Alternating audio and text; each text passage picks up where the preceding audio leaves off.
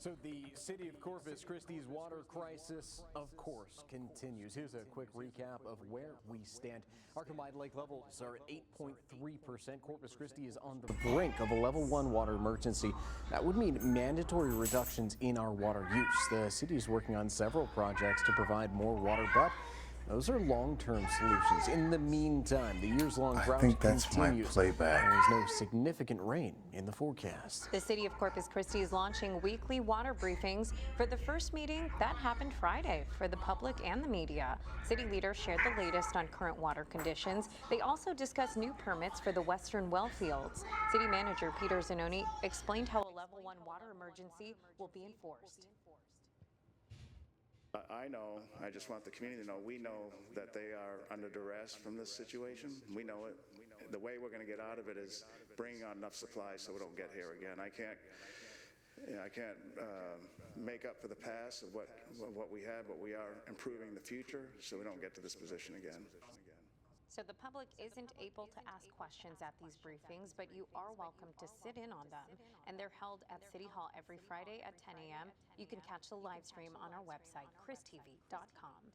Well, the city manager toured the western well fields after Friday's water briefing. Test pumping began last Tuesday on 12 wells between Flunser and Banquete. The governor helped the city secure a permit for the release. The wells currently pump about 5 million gallons of water into the river. That number will jump to 26 million gallons by June. The extra water keeps the river from growing stagnant. A new pipeline will eventually connect the wells to the O.N. Stevens water plant. I'm Melissa Trevino, your neighborhood news reporter in Orange Grove, where water concerns are growing in this small community. And not just because of the drought, but because of someone else using it. Residents from Orange Grove and the surrounding community have been keeping an eye on the water crisis.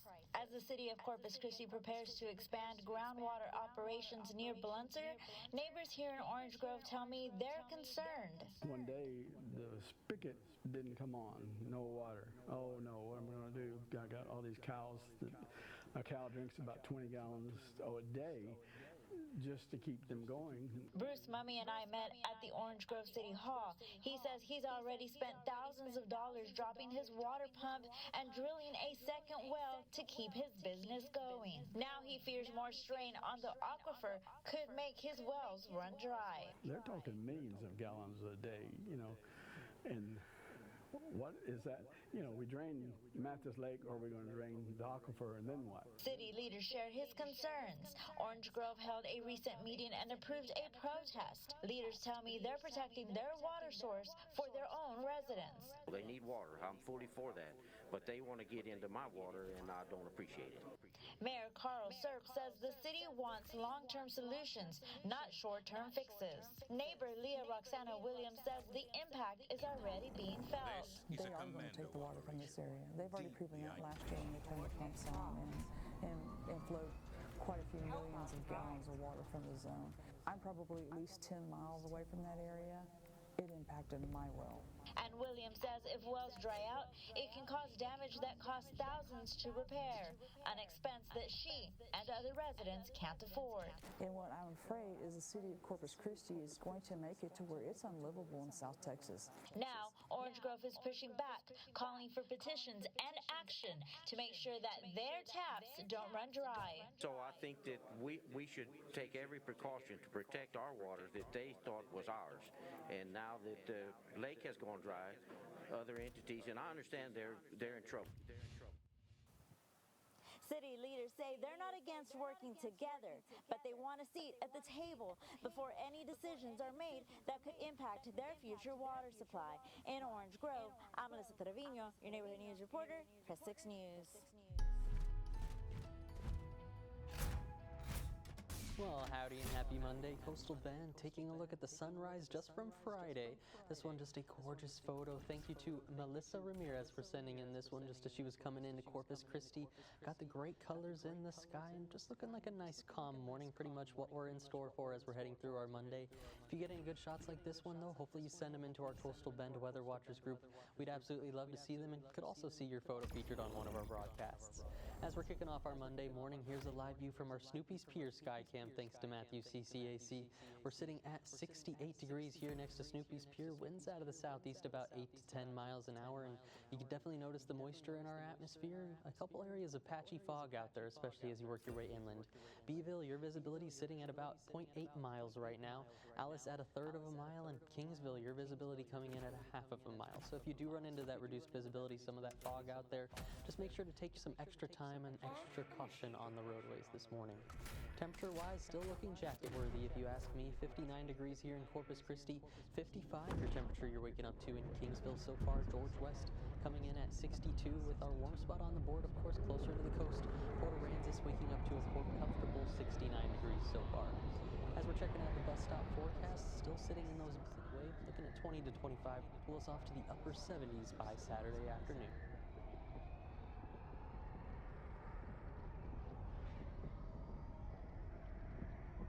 First at 5, the city of Three Rivers saying today that Corpus Christi city leaders have cut off a piece of their water supply. Now that's from a public notice from Three Rivers regarding operations at the Choke Canyon Reservoir.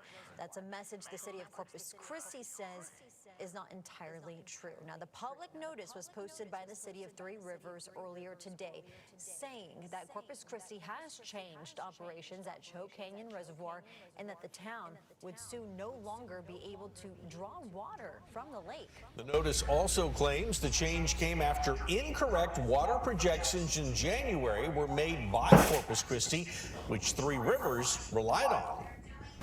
On a quick read of the media release, most of that to me seems inaccurate. We are going to work with Corpus Christi Water to see what was said in January. I was not in the January meeting that media release referenced. It's unfortunate that Three Rivers didn't just call us.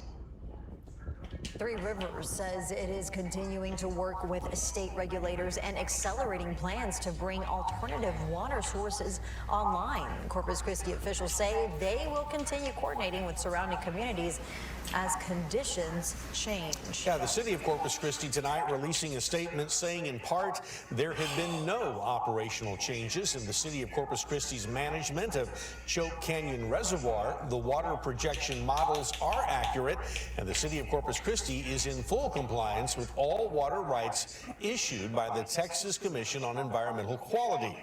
The city also adds that they have offered to help the city of Three Rivers with their plan to pursue groundwater wells.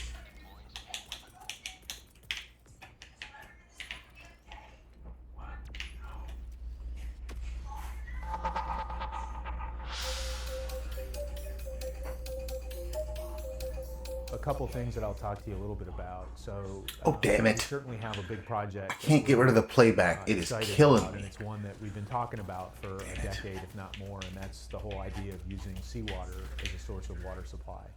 And so there's been a lot of talk, especially in the last year, because our council has been very much engaged in this conversation. The council, over several votes, have overwhelmingly supported. I say overwhelmingly, 6-2. So it's been a majority of council has supported moving seawater desal forward. So we have seawater desalination plant. We just signed a contract 2 weeks ago. Sorry, this is killing me. We're going to move this project forward. So it's going to be. I can't just turn it off. Design. All of next year, 2025, we're going to spend designing the project. The council has given us authorization to advance this project to 60%. We expect all the permits to be in hand next year. And frankly, if everything goes according to plan, we should have a drought-proof water supply available to our community in June of 2028. Still seems like a little bit of a ways away, 2.5 years. Fine. So the question that you asked is what are we going to do until we get there? Because clearly Mother Nature has... It's hard to explain. So there's a few things that we're doing. Melting my brain. One is the Mary Roads pipeline, which has really been an important asset for us. I'm sorry, I need to back it up so I can understand what's happening. I'm so sorry.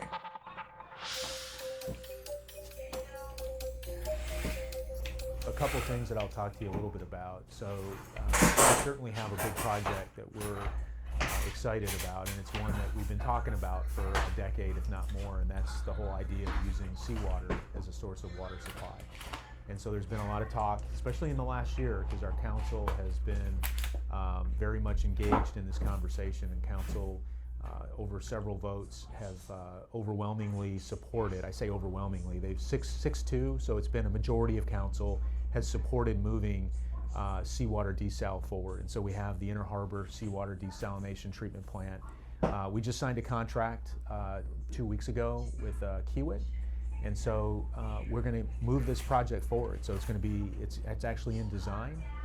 All of next year, 2025, we're going to spend designing the project. The council has given us authorization to advance this project to 60%. We expect all the permits to be in hand next year. And frankly, if everything goes according to plan, we should have a drought-proof water supply available to our community in June of 2028. Still seems like a little bit of a ways away, 3.5 years. So the question that you asked is what are we going to do until we get there? Because clearly Mother Nature has not been our friend. And so there's a few things that we're doing. One is the Mary Roads pipeline, which has really been an important asset for us. Back in the late 90s, Mayor Mary Rhodes was really a visionary, and she decided that it was time to provide more water supply into the city. And so Lake Texana was the first water supply that we brought in. We have that supply today. It's a contract water source. And then we have Colorado River. And so for many years, we basically took about 40 million gallons a day down that pipeline. Just a few months ago, we did a condition assessment, which told us that that pipeline is in very good shape for it being 25 years old. And with some additional information, we made a conscientious decision to increase the flows down that pipeline. So now we're taking 55 million gallons a day. And the pipeline was designed to be able to handle up to 75 million gallons a day. And so in the next couple months, we're actually implementing projects to safely provide the whole amount of water to 75 million gallons a day down that pipeline corridor. And that's a big deal. Assuming Colorado River and Lake Texana stay full, and that's something that does concern us because this drought, as we're watching, is kind of getting a little bit more broad in terms of where it's going. So we sure hope that Texana, or really it's Lavaca Navidad, and then of course Colorado, we hope that those river basins stay plentiful so we can continue to pull that water down to supplement what we have on the Nueces River Basin. That's one. That's probably relatively the most easy water that we have available to us. There's some other projects that we're also looking at delivering as well, just to make sure that we have as much water supply available. So the other one is groundwater. And what's interesting is there are groundwater wells that the city utilized back in the 70s and the 80s and the 90s during significant drought. And those well sites are still there today, and they might be available for us to utilize. In other words, just basically pump the water out of those wells and use it to supplement water in the Nueces River. So that's another option that we think is a good option. So we're looking at that.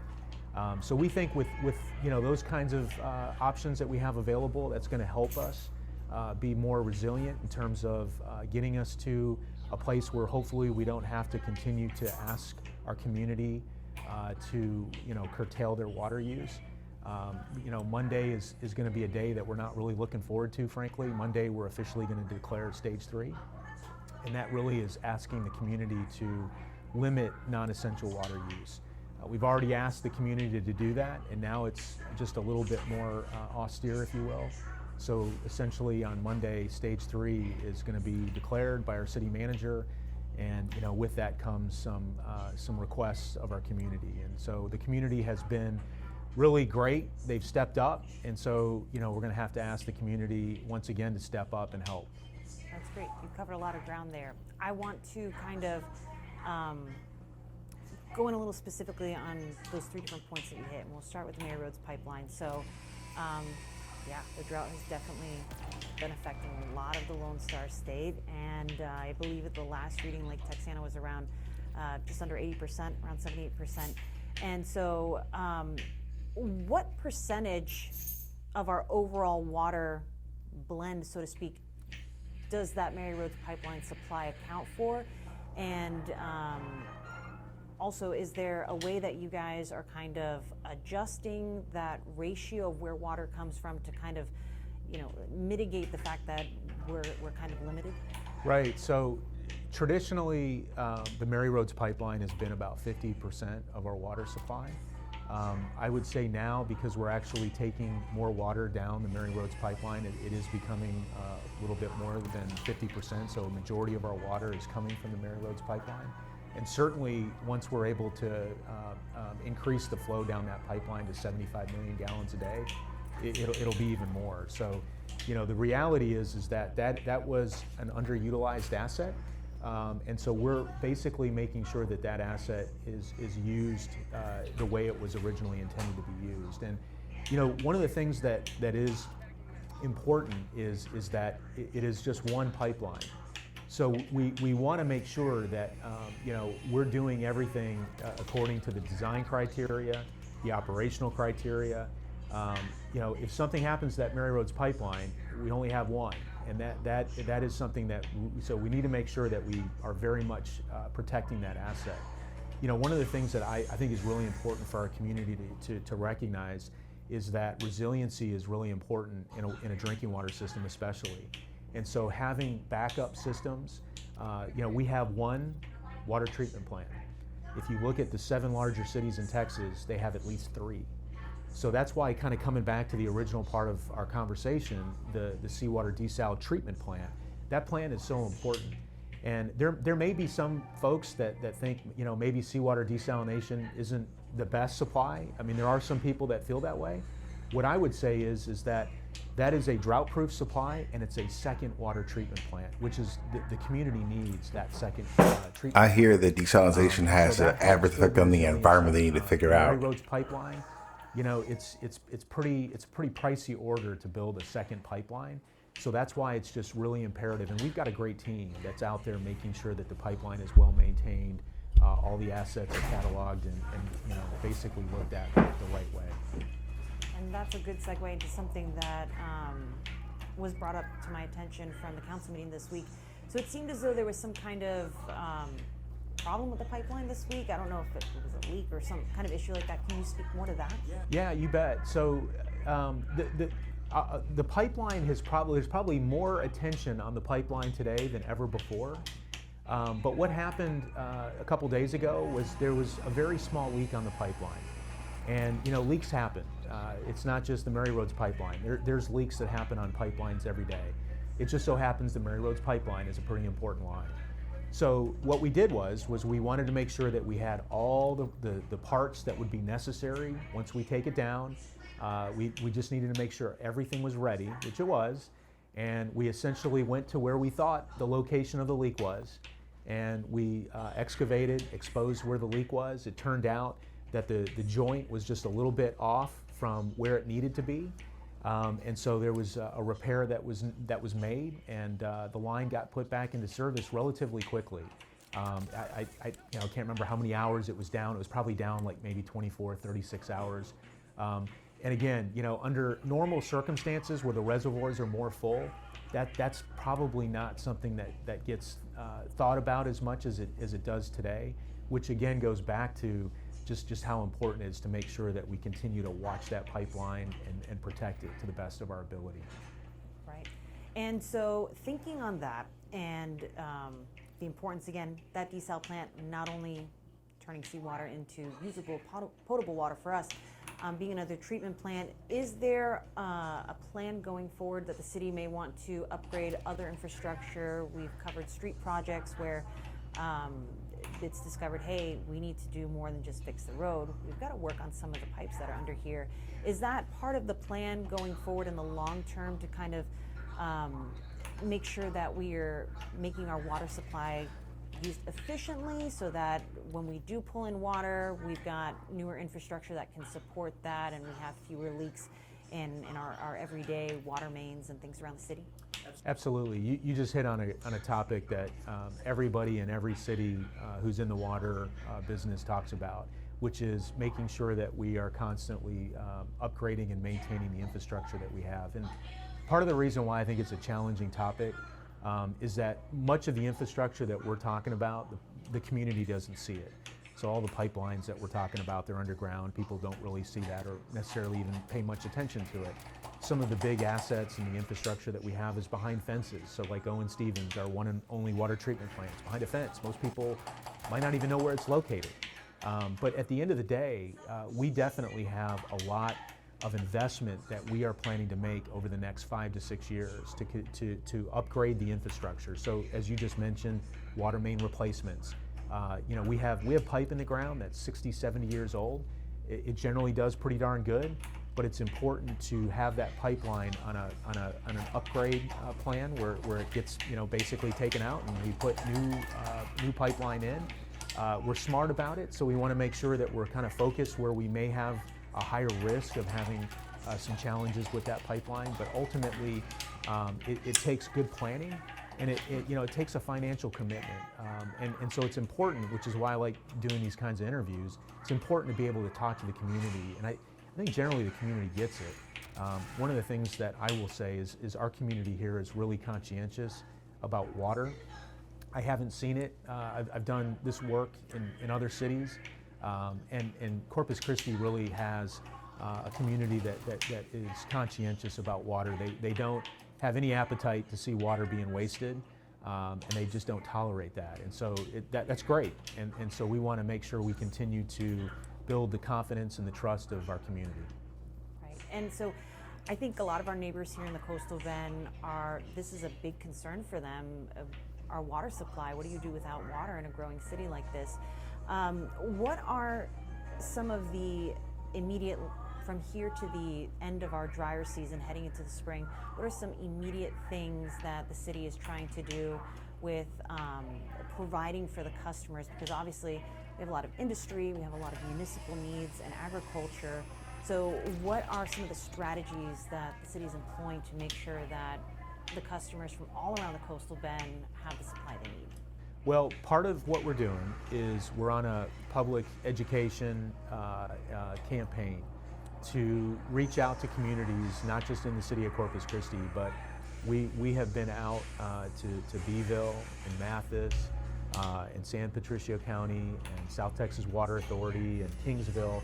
These communities that we sell water to, who are partners of ours, we've been very proactive to try to engage with those communities and the leadership teams in those communities to help kind of highlight the need for water conservation and making sure communities are sort of in lockstep with us, because our community has a drought contingency plan that we're going to enact stage 3 on Monday. And so the expectation is that the other communities that we sell water to also follow suit. And of course we can't go into Port Aransas or Portland and go in there and try to push things that are those aren't our cities, but those are communities that we're in lockstep with. And so we just need to make sure that the message is succinct and it's consistent and everybody's on the same page. And so that's one thing that I think is really important. The second thing is wastewater effluent. So many people don't realize this, but there's about 30 million gallons a day of wastewater effluent that is released back into the environment. It goes into Oso Creek, it goes into Nueces Bay, it goes into Watershed. And we have folks every day that make sure that water is safe and it meets the TCQ, the Texas Commission on Environmental Quality Standards. And so there is a facility today called Oso Wastewater Treatment Plant, and for the commercial businesses, for contractors, they can go there and they can access type 2, it's called type 2 wastewater effluent, and they can take that and use it for things that they feel like it needs to be used for. And so even, for example, I would tell you, sports fields, like the independent school districts, they're going to have some challenges without being able to water on Monday. And so we want to try to make sure that they have another option. So one option may be, using wastewater effluent. It's a good product. It's something that, the grass is going to be happy with. The grass likes that. And so we just want to make sure that, to the best of our ability, we provide the community with options, knowing that the potable drinking water supply is not going to be able to be used the way it is, or the way it is right now. We're not going to be able to irrigate landscape the way we are today. That's just unfortunately what's going to happen. And so speaking on, I'm not sure, correct me if I'm wrong, is that effluent, is part of that also stormwater, like runoff from streets and things like that? No, really what it is it's effluent that comes from residential, commercial businesses that's collected into our sanitation system. There's 6 wastewater treatment plants that collects that water and treats it to a pretty good standard, meets the TCEQ requirements, and then that water is released back into the environment. So it's a good, like I said, it's a good water supply. There are, believe it or not, there are some communities in Texas and the United States, for that matter, that actually take that effluent and treat it to a standard that is such that it actually goes back into the drinking water system. That's not something that we do today, but as communities continue to deal with water scarcity issues, it's a very reliable supply of water. I mean, in our community, it's 25 to 30 million gallons a day. So going back to other alternatives, it's going to take us a while to go forward with plan for desalination, groundwater wells. So along the Texas coast, Houston area has better quality from the Gulf Coast aquifer. Us, perhaps not so much. What is the workload like trying to look at some of the groundwater wells that were installed years ago, maybe kind of pump sediment out of them, see if they're still viable? What is that workload like for you all? Right, so to your point, the Gulf Coast aquifer is a huge aquifer system. And in Houston, where I spent many, many years running the Houston Water Department, we relied on the Evangeline aquifer, the Gulf Coast aquifer, for about 20% of our water supply. In Houston, that water does not have really any salt in it, and it's a pretty darn good water supply. Down here, unfortunately, it tends to produce some salt that really has to be treated. And of course, treatment adds cost. And so it's not necessarily the most ideal water source. However, there are some wells that we have identified that have been used in years past, and these wells could basically be activated such that the water could be put not directly in people's taps or to their homes, but it could be put into a water body like the Nueces River, at which point that water supply would be delivered downstream to Owen Stevens. Now what I'm talking about is downstream of Wesley Seals Dam, which is on Lake Corpus Christi, to Owen Stevens and some of the other folks that take water down at that location. In terms of just making sure that those wells are rehabbed, there's a process that goes into that, and that would basically be hiring the right contractors who have the expertise to be able to go down into those wells, make sure that the wells have screens that produce clean water in the right zones. There's some equipment that would have to be installed. The other thing is that having a hydrogeologist, which is we do have one, a hydrogeologist that kind of looks at the water, making sure that we're not pulling too much water out, because the last thing we want to do is impact any other wells that might be in the area. We don't want to do that. So there's some work that has to be done to make sure that this is done appropriately. All right, and so you may not have this number yet, but is there an estimated percentage that you think that water can kind of supplement? Is it maybe a 10% increase that those wells could possibly provide? We don't have that number today, but I will tell you that would be a good number. If we could get 10-15%, I think that would be a very good number. I kind of like to say, just being able to have a backup supply, whether it's 5%, 10%, 20%, obviously the higher up you go, the more resilient your system is. We want to try to make sure. It just makes sense to realize Jerry Smith is a scientist. That we have that sort of resiliency built in. It's going to take some effort to get there, but I do think that, this is a really pivotal time in our community. And I like to say, as I talk to folks about this, Mary Rhodes was an icon. People outside Corpus Christi know who she was. She was a visionary. And she did things back in those days that I think it's probably safe to say people probably didn't agree with her. There was some pushback. And I think we're sitting in the same time today. We really need to take the next step and build a water supply that is going to last for a couple of generations. And so I think we've got the right framework to do that. We're moving in that direction. It's just unfortunate that right now we've got this really difficult drought that it continues to grip a hold on our Nueces River supply, as well as now what seems to be some of the other watersheds that we're very much dependent upon. And so that, I think, leads us into some of the frequently asked questions or maybe assumptions that come from our neighbors here in the coastal bend. So I got to focus on the western reservoirs. Of course, I've got to ask you about the integrity of the dam, and then we'll get into the process of releasing water from our water supply. So how is the integrity of the dam doing these days? Is there any concern for that with the water levels and their current state? At this point in time, I have not been, to my knowledge, there is no issue with integrity of the dam. So we've got some really good folks. That's a very specialized skill set, dam safety, and so some of that work we outsource that to professional engineers who they do nothing but looking at dams and making sure that the structures are safe. And so we've got a very good team that does that.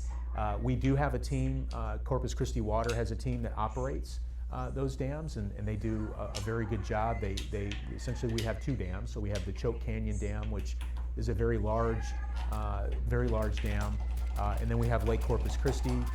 Just so the viewers know, I mean, Choke Canyon was built in the early 1980s.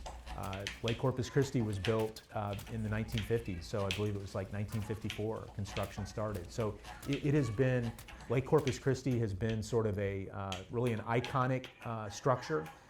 If you've ever seen it, I've seen it several times. It's absolutely an amazing piece of engineering marvel, and it's something that we really have a lot of pride in. But to your point, we have a great team that operates that, and we do. So part of what is important is that we have good planning to ensure that those facilities are well maintained. And so, that is something that we present every year to council. Council always asks good questions because I think they clearly understand we need to have dollars committed to making sure that those assets are well maintained. And so then a concern we get from our neighbors pretty often, why do we release water from Lake Corpus Christi? Well, the first part is we release water from Lake Corpus Christi first and foremost to serve the needs of the community that relies on that water from Lake Corpus Christi. So O.N. Stevens, which is the one and only water treatment plant that we have, it gets some of its water from the Nueces River, which comes from Lake Corpus Christi. One of the things that we do get asked a lot is, sometimes there's water that goes over what's described as the saltwater barrier. And, that can be frustrating for people because there's people that live on Lake Corpus Christi and they see the lake levels dropping and they're frustrated because they see water going over the spillway, the saltwater spillway, saltwater dam. And what I'll tell you is there's an agreed order that we signed, we being the city of Corpus Christi signed in 2001. And that agreed order is very prescriptive on what we're supposed to do. And that we are supposed to provide releases back to the base system. What I will say is once we get to a level, and it's 40%. So once the combined reservoirs, that's Choke Canyon and Lake Corpus Christi, reach 40%, we are not. I'm sorry, I meant 30%. 30%, we are not required to release a drop of water other than what we need for our needs at O.N. Stevens Water Treatment Plant. So that is a message that I think sometimes may not necessarily be heard by some folks in our community, and that's unfortunate. So for right now especially, I mean, we're not releasing any water that doesn't go to O.N. Stevens for treatment. Of course, there's a couple other entities that also pull water on the river. So you would have WCID number 3, which is Robstown. You would also have San Patricio has an intake on the river, and then you have two industrial users that have an intake on the river. So other than that, there is no water that's being released other than for those folks that have either contracts or have water rights on that river. And so going back to this agreement, it's old, it's been in place for a while. Can you tell me more about it? If somebody was to ask about seeing this, obviously public document and everything, who is that agreement with? What is it called? What was its purpose? So it's called an agreed order. It's on our website. In fact, if you go on our website and you look under the drought contingency plan, which I imagine there's a lot of people looking at that today, it's actually in the back of the drought contingency plan.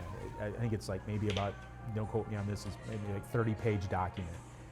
It was signed in I believe it was in '96, and then it was amended in 2001. And really what it is it's an agreement that the city signed with TCEQ, the Texas Commission on Environmental Quality, and it basically just sets the standards for how we release water and when we release it. And it's fairly prescriptive. So when we hit certain thresholds, like I mentioned, 40%, 30%, 20%, we have to do certain things. And so that's an agreement that we have with TCEQ. And frankly, TCEQ is our regulatory body. TCEQ is also an entity that can help us.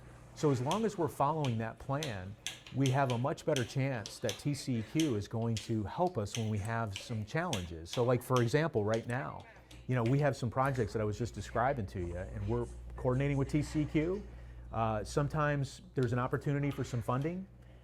And so we want to make sure that we follow the plan that TCEQ has held us to, so that we can comply with it, so that if there's an opportunity to get maybe some grant funding or some other funding mechanisms, we have that opportunity, because our community deserves to have, if there's dollars out there to help, we need to get those. Right, that is definitely another topic that people have been talking about. So I think another thing I'll do is I'm going to quick fire some FAQs that we've gotten from some of our neighbors. The release is obviously a big concern. Folks want to know, going to stage 3, is this something that we've ever seen here before in our history? Being a relatively new person here in the city of Corpus Christi, to my knowledge, it has never happened before. Stage 3, as it's called, stage 3 has not happened before. What I will tell you is we have never gone below 20%. So the lowest the combined reservoirs have ever been, I believe, was 25%, 25.5% in 1996. So we're at a point that we have not seen before. So it's concerning. Now I will tell you, we've got some water supply projects that we're working on.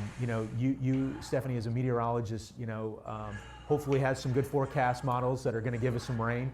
We're not counting for a lot in the next couple months, but we're hoping, and we see historically that you have a better chance for rain to happen in March and April, and then historically it seems like there's a little bit of a lull.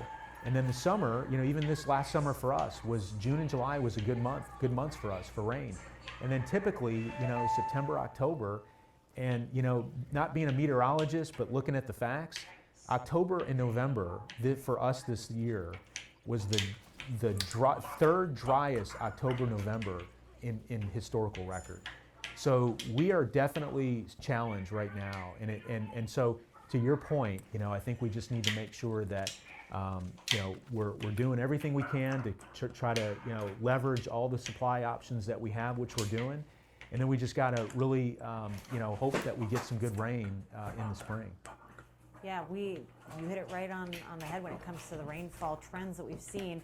And the first 2 rainy days we've had in this month of December was more rain than we received in the entirety of October and November combined. And even September, being our rainiest month of the year, didn't quite perform as well as we would have liked. Tropical trouble is part of our climatology that helps with that. That didn't do a whole lot for us. So the weather isn't really helping in our favor in this point. So again, brings us back to this very hot topic. This is uncharted territory. And so a lot of folks are concerned, where does this end? What if we don't get rain in the spring? And I think it's a little bit of a doom spiral of thinking, so to speak. So that's where we come here with all these questions. And on top of that, looking forward into the next couple of months, couple of years, this city is expanding. So then another question becomes, how do we provide water for even more water users as the coastal bend continues to grow? So that's a great question, and I think what's really important to note is the 2028 date where we have a drought-proof water supply. It's 30 million gallons a day, and it's scalable. We could actually make it a little bit bigger if we wanted.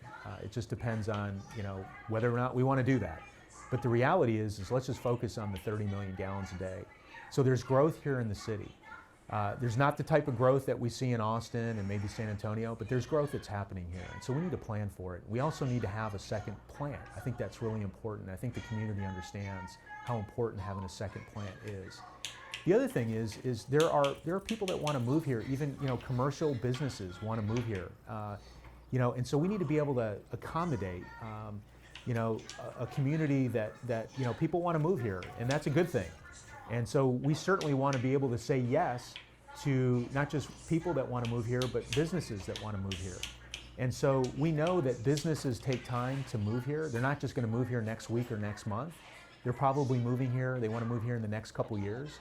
So being able to say that we have a drought-proof water supply that is here for businesses to utilize, not to mention the fact that the community needs that as well, is really important.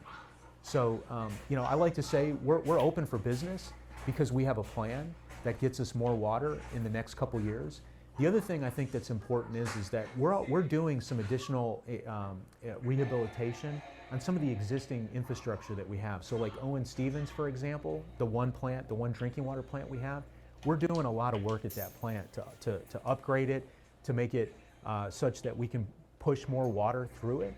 And so those are the kind of things that I think are important. The other thing is there's other water supplies that we're also looking at. So, groundwater we talked about, but we're even looking at groundwater that we could treat and put into the drinking water system. That's an option. We were looking at that very hard last year, or actually this year, and unfortunately we weren't able to quite get to a place where we had a contract. But I would tell you, we're not giving up on that. And there are some groundwater supplies out there that we think could be a really important part of our water supply. If you look at some of the bigger cities, it's really precarious when you only have one supply of water. And so if you talk to other big cities, they'll tell you, having a groundwater supply, having a surface water supply, having even a seawater supply, that really puts us in a great place. And that's ultimately where we want to go. And that is a big focus is going forward. Thinking about the growth, because it may not be the situation that we're in now where we have a unique water demand, where the residential aspect of it tends to be the biggest need in any municipal water supply. But we have a lot of industry here, and I know the city has been working with those customers to make sure that we're being efficient and not wasting water, trying to see where we can cut back. Can you speak to some of the numbers when it comes to how much water is used by residential needs, agriculture, industry, and maybe what the plan is, how we think that might grow in the future, given that we're planning for water supplies? You bet. So one thing that I think is really unique and extraordinary about our community is that our community really has a large proportion of large industry that's here. And that's just a fact, and that's something. So about 50% of our water is used by, some large industrial customers. And so it makes it a little bit challenging. I mean, there's some real benefit to that, by the way, because there's a major revenue stream that we depend on. And so when you have a consistent revenue stream, it helps keep costs down for all the other customers, residents, commercial users. So to me, there's a lot of benefit there. Now, I will say that it makes it harder when we have drought, because when we start trying to curtail or limit non-essential water use, there's not a lot of non-essential water use that we can really go and try to curtail, because the industry and the commercial businesses that run those businesses, they have, it's really essential water that they're using. They're not really wasting any water, and so non-essential water, tends to be and is, water that's being used for landscape and irrigation. And so if you look at other cities, it's a little bit easier to try to get some of that non-essential water use to decline when you start implementing drought restrictions. For us, it's a little harder. Now, I will tell you, our community is very efficient with the water that they use. So it's even a little harder to get them to, minimize that very efficient use of their water. But we're hoping that, we're hoping that with stage 3, limiting outside watering use is going to help us with meeting some of those metrics. And again, it's tough for me because nobody likes to have to tell our community, how they can and can't use water. That's just not. It's not the greatest place to be. But I will say that given the situation, I couldn't imagine a better place to be in a community like we have, with the community's willingness to support and help. And that's something that you don't see in a lot of other communities. It's something I think is important to know. We've got a great community here.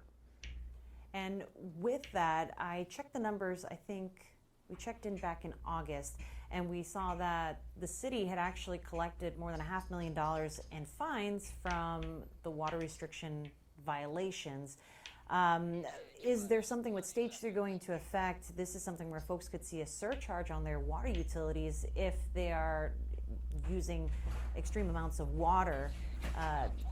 What are some of the benefits that maybe those dollars could go back into to help in this endeavor to not run out of water? Well, we're kind of taking it one step, and so right now, at least for what we're going to do is we're really going to focus on just trying to cut back on that non-essential water use, and we want to try to do it in a way that limits the impact to our business community. And I get it. There's going to be some business communities this is going to be a challenging time.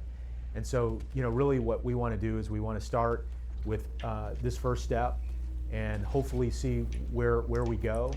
Hopefully we get some rain and we don't have to do anything a little bit more austere. But, at the end of the day, this is it's a tough place. And so we want to be very respectful of the fact that we're going into a realm that's going to be difficult. And so we want to just be very careful not to do anything that puts us into a place that contributes more to a decline of our water supplies, but also isn't too austere that makes it overly burdensome for any particular customer class that we serve.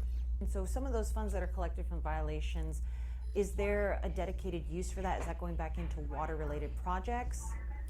That's a good question. I'd have to probably double check on that. I know it goes back into the utility. I can tell you this, I really am not a fan of writing citations to anybody. I can't stand doing that. But frankly, at some point, sometimes behavior doesn't change unless, you hate to say it, unless there's a fine associated with it. But that's the last thing that any of us want to do. What we really hope is that we've got the community engaged in a way that we don't have to do that.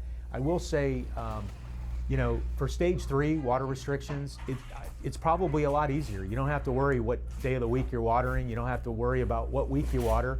It's probably wise just to unplug the irrigation system for the next couple months. And right now, grass is going dormant. There's not as much watering that's needed to keep vegetation in a good place. So let's just plan on doing that. And then, let's hope we get some really good, meaningful rain in the watershed in March. I'm hoping so, keeping my fingers crossed. Yes.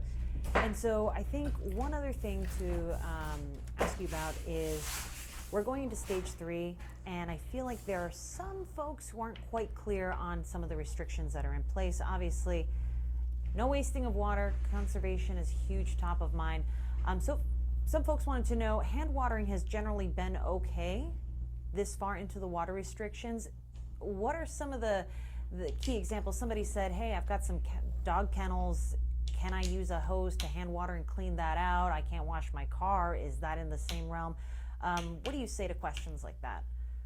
I tell you what, there's going to be a lot of one-offs that probably are going to get a little bit interesting. But I think really what we're looking for is we're really looking just for a general ability for limiting, the landscape irrigation. So, I can tell you, we don't have a lot of folks that are going to be out there, really trying to, micromanage, the implementation of this. I mean, generally, if we have folks that are out there watering landscape, that's a pretty obvious, like, come on, guys, we need to kind of not do that.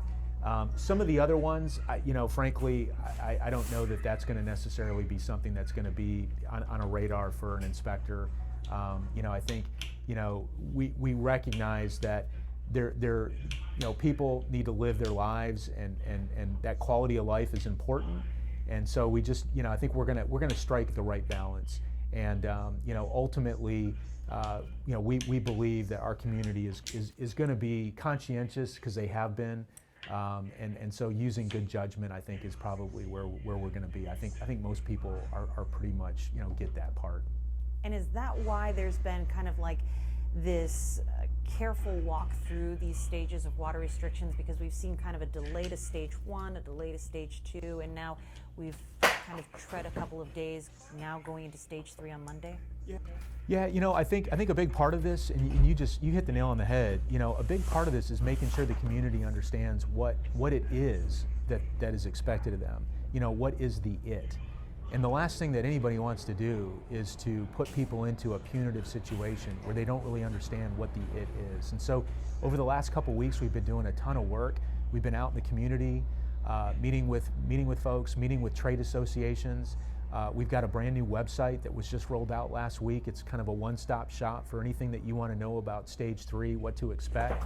And so we want to make sure that is very clear to the public. The other thing that I think is important, and you noted it, our protocol is not to go right into and make a declaration of a stage 1 or a stage 2 or a stage 3.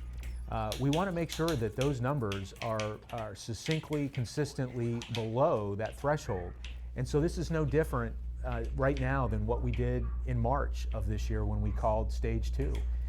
We waited a couple days. We made sure that those numbers were consistently below that threshold. Interestingly, the numbers will move a little bit. On a windy day, you could see some of that water move towards the spillway where the gauge is at, and actually kind of give you a false positive on a little bit of a higher number. We could get a rain event. In a nice situation, you might drop below that threshold, get some rain, and it goes back above. And so the last thing we want to do is tell the community, oh, it's stage 2, oh, now it's stage 1, stage 2. We don't want to do that.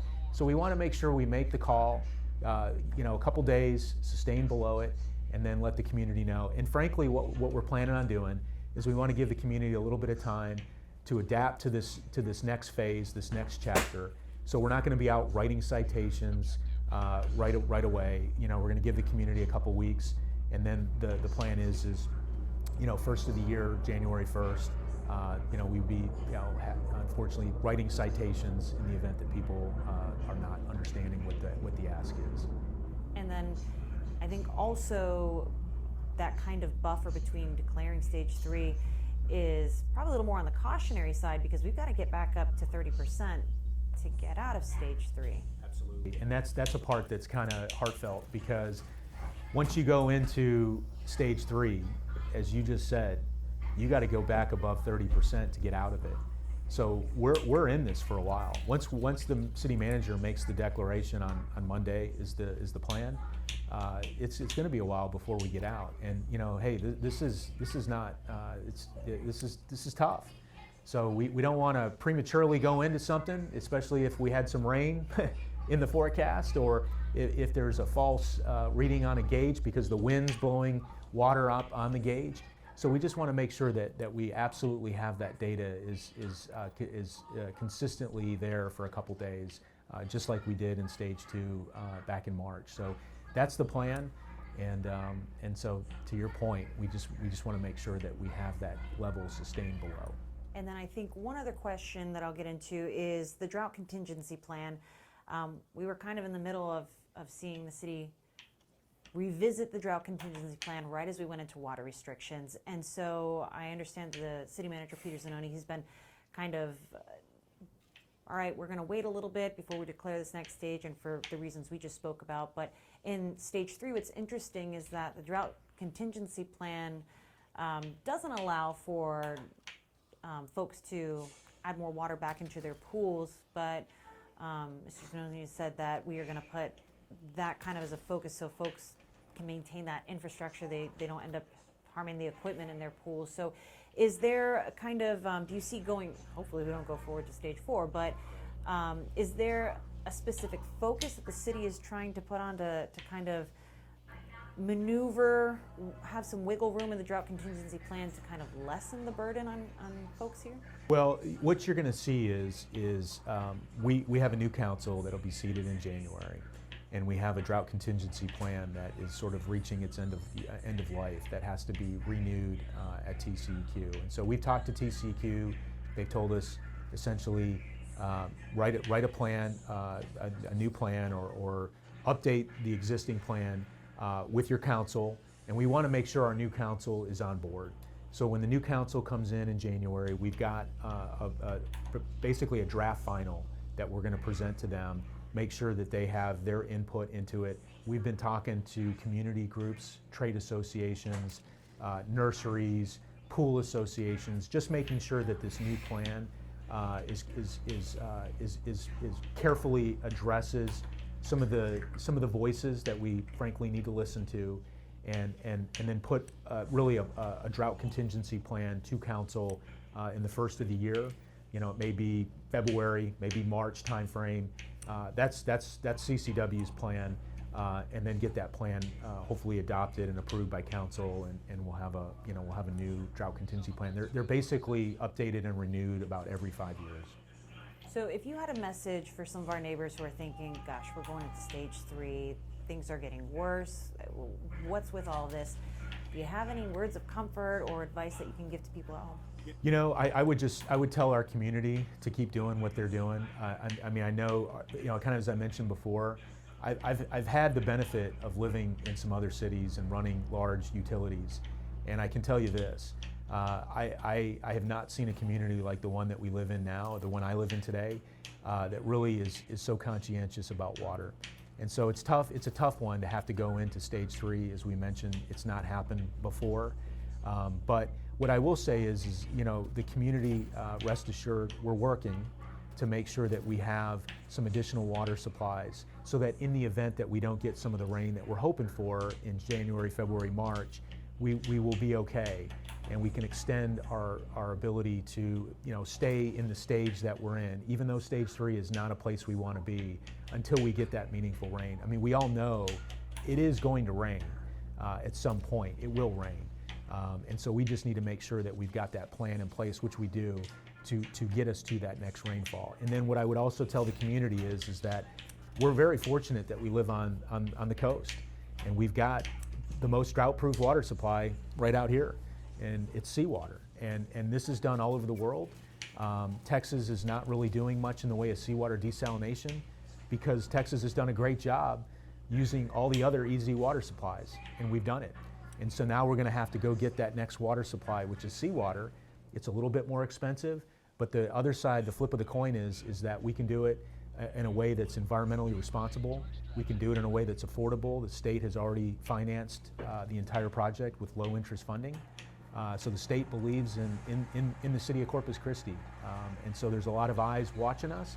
And I think that there's a lot of people out there that want to see Corpus Christi be successful in developing that new water supply. I have yapped your ear off all afternoon. Is there anything else that you'd like to get across? Any other messaging or things that you think we missed on in the past hour? I would just like to say that, the community continues to be our biggest advocates, and we want to continue to, earn their trust to do what we do. And we certainly are always open. So if there's things that we need to think about, I'm pretty available. We've got a website. We've got a new website for stage 3. So I encourage your listeners and viewers to look at the website and provide us with feedback. And if there's things that we can do that may be a little bit different, we're always looking for ways to continue to serve the community. And so I appreciate, Stephanie, your great questions. You had a lot of great questions here today. So clearly you're very engaged in, those questions that people want to hear answers to. So I appreciate all that. Thank you. Thank you for your time today. Appreciate breaking down the nitty-gritty for everybody. Yes.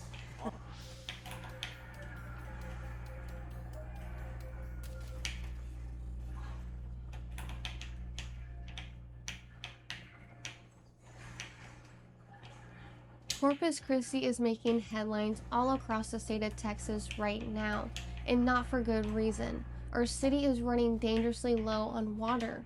Right now, the two reservoirs that supply most of Corpus Christi, which are Lake Corpus Christi and Choke Canyon, are both sitting below 10% capacity after years of discussions, debates, and delays from the city leadership about how to address our long-term water supply.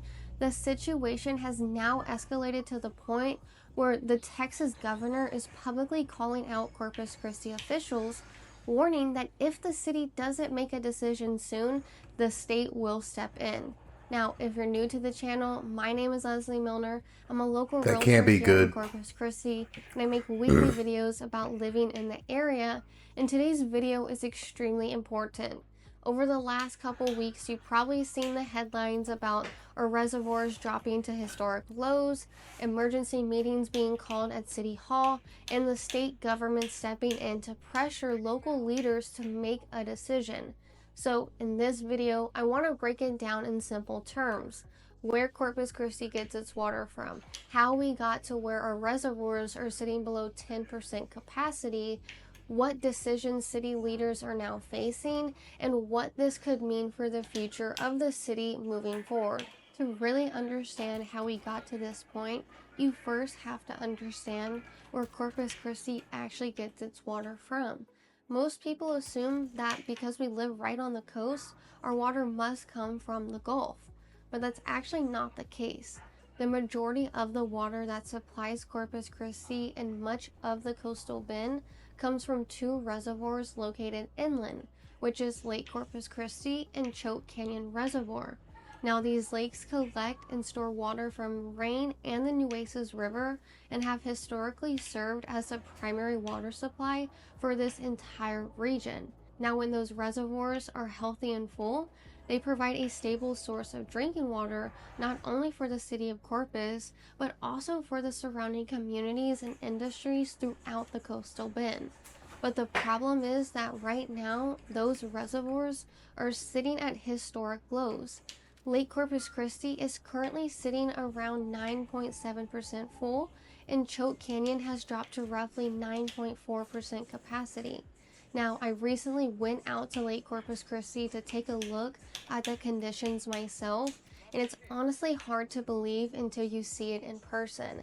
I was standing on a pier that should be over the water, and instead it's sitting about 15 feet above the current water line, with the shoreline pushed back 150 to 200 yards. Now, that's a visual you don't really understand until you're actually out there.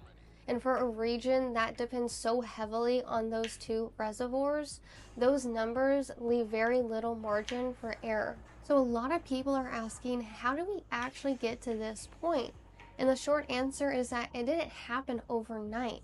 South Texas has been dealing with many years of drought, and over time, those lake levels have continued to drop. Rainfall across the region has been inconsistent, and without steady inflows from the Nueces River, the reservoirs that supply this area have been slowly shrinking year after year. Now, just a few years ago, both Lake Corpus Christi and Choke Canyon were sitting well above 50% capacity, which gave the region a comfortable buffer. But after multiple dry seasons and very little recovery from rainfall, those levels have steadily declined to where they are today. And because of that, the city has moved into stage 3 drought restrictions, which limits things like lawn We just watched the whole thing about that. Outdoor water use. The goal of these restrictions is to stretch the remaining water supply for as long as possible while city officials work on the long-term solutions. But the funny part, however, is that the city doesn't even follow their own restrictions. They constantly approve the car washes, aquatic centers, splash pads, as well as use water and sprinkler systems weekly.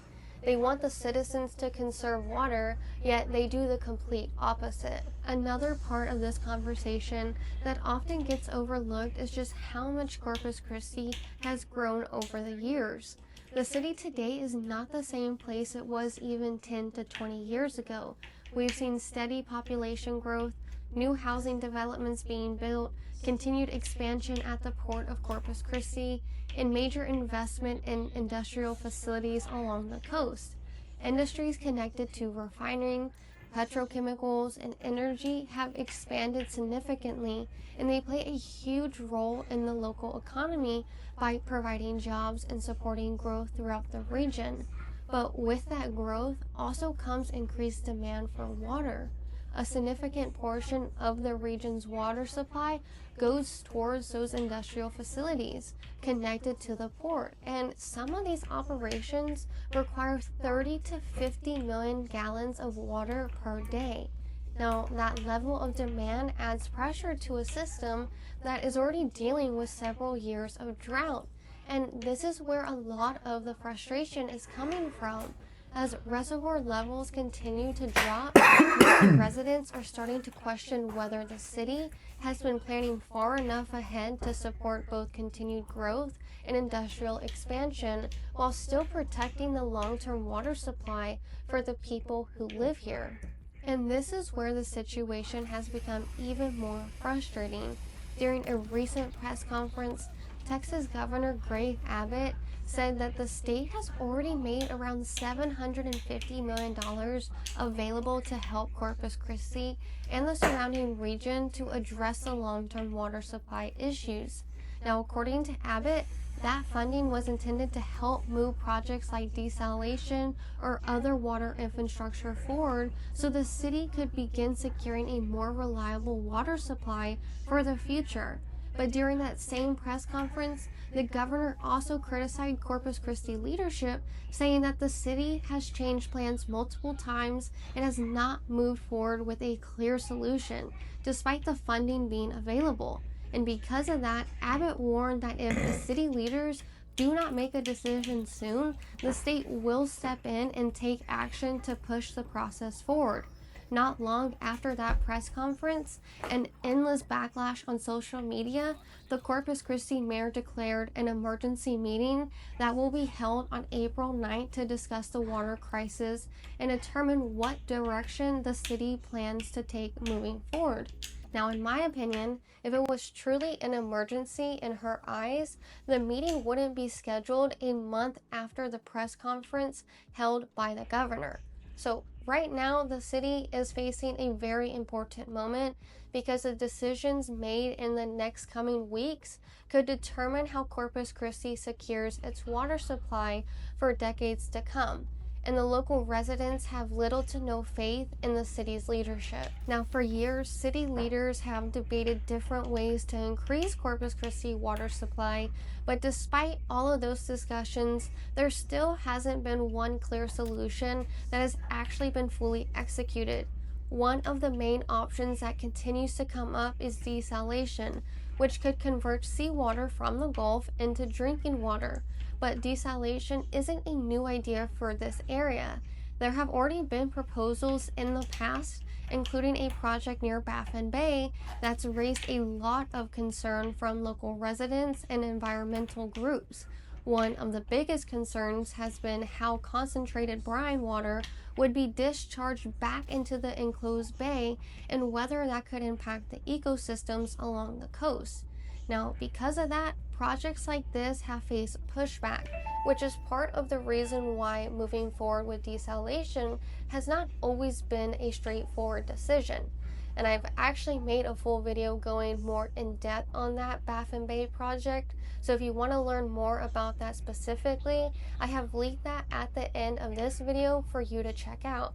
But desalination isn't the only option that's been discussed. Another approach the city has been working on is expanding groundwater well fields to pull water from underground aquifers and help offset the shortage. The city has already moved forward with plans to expand its western well field including a project on land owned by the Ed Rachel Foundation, which city leaders say is necessary to strengthen the water supply as the drought conditions continue. But like many of the other proposals, this hasn't been a simple process. These projects require permits through the TCEQ, and until those approvals are in place, progress can be delayed. And even if everything moves forward, these well fields are only expected to produce a portion of what the city needs.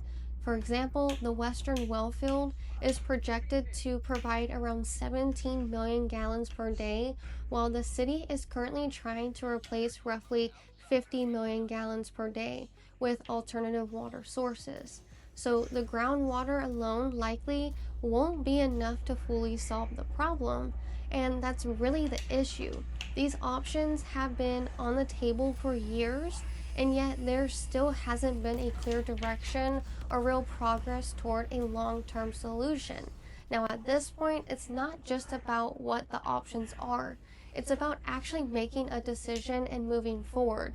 So now it really comes down to what City Council decides to do at that April 9th meeting, because that decision is going to determine what direction Corpus Christi takes moving forward. This situation goes far beyond drought restrictions or whether people can water their lawns or not.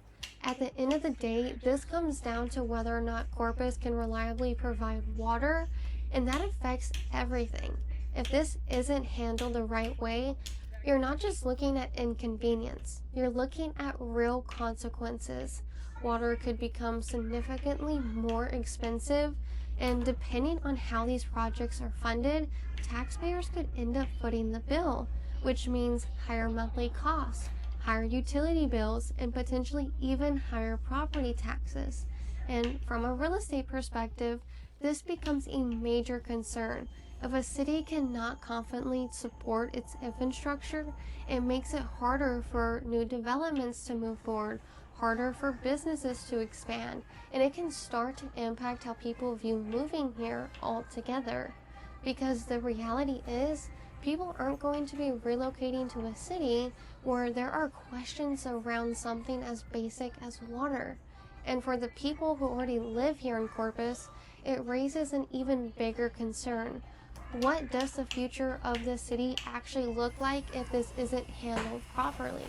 Now that's why the decisions being made right now are so important, because this isn't just about today. This is about where Corpus Christi is going to be heading over the next 5, 10, or even 20 years. So right now, all eyes are on the April 9th City Council meeting, where a decision is finally expected on how Corpus plans to move forward. Because at this point, something has to happen, and depending on what that decision is, it's going to affect costs, development, and how people view living here moving forward. So I want to hear from you. What do you think the city should do? Should they move forward with desalination, expand the groundwater, or go a completely different direction? Be sure to drop your thoughts down in the comments below. I'll be reading through them because I want to see where people actually stand on this.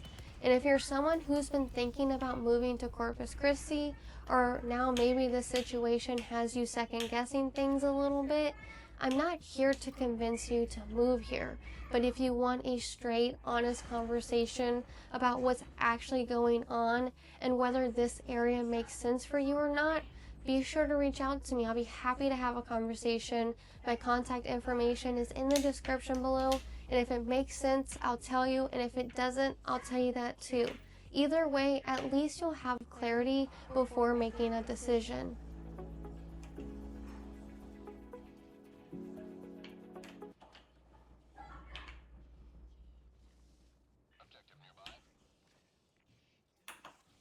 Something strange is happening at Lake Corpus Christi in South Texas. As the water pulls back from the shore, things are showing up that nobody alive has seen in decades. Concrete car bridges, old roads, a boathouse built by the Civilian Conservation Corps in the 1930s. They were all swallowed when the lake was made behind Wesley Seal Dam in 1958. And now they are coming back into view because the lake has lost 90% of its water. This is not some odd piece of history. This is a city of 500,000 people watching its water supply vanish in real time, with state officials warning the taps could run dry by 2027. That boathouse sat under 60 feet of water for over 6 decades.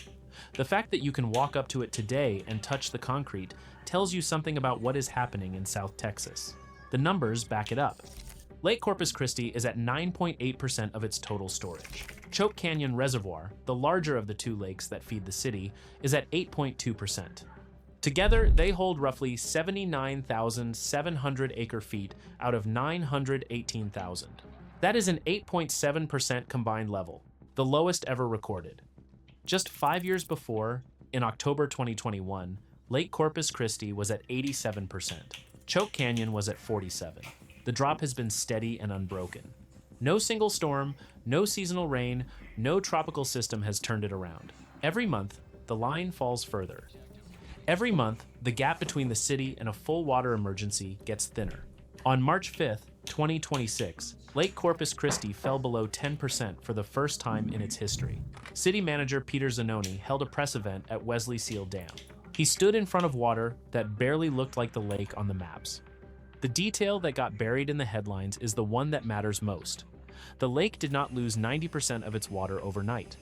There was no sudden collapse, no dam break. It happened slowly, over 5 years, in plain sight, while the city argued about what to do. So how did 500,000 people end up here? Corpus Christi sits on the southern Texas coast along the Gulf of Mexico.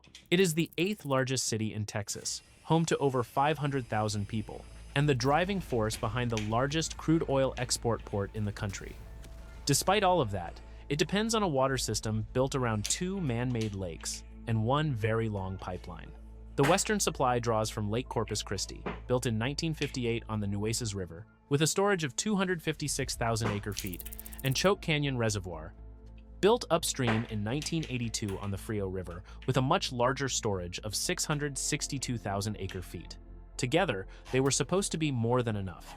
For decades, they were. The eastern supply comes through the Mary Roads Pipeline, a 101-mile line from Lake Texana to the northeast. A second phase added a 42-mile stretch linking to the Colorado River. All raw water flows to the O.N. Stevens Water Treatment Plant. That is the whole system.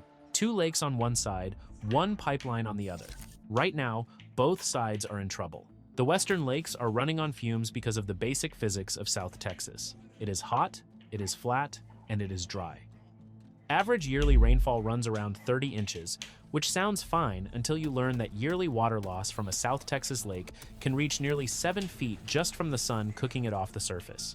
During drought years, those lakes lose water to the sky faster than any rainfall can put back. Texas as a whole loses 2.04 million acre-feet of lake water every year to the sun and heat. During the 2011 drought, that number hit 5.42 million acre-feet, more than the total city water use for the entire state.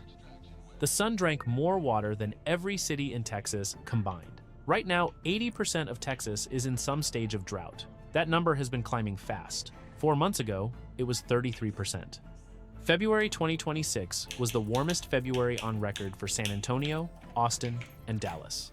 The Edwards Aquifer, one of the most important underground water sources in central Texas, dropped below its Stage 5 drought line for the first time since the authority was set up in 1993.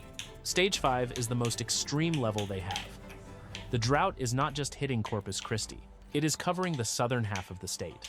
The lakes that feed this city sit right in the center of it. Here is the part that drove water experts crazy in 2025. In July, deadly floods tore through central Texas and killed more than 100 people. Huge amounts of rain fell, and none of it helped Corpus Christi's lakes. Not a drop. The reason comes down to where the rivers flow. Lake Corpus Christi is fed by the Nueces River.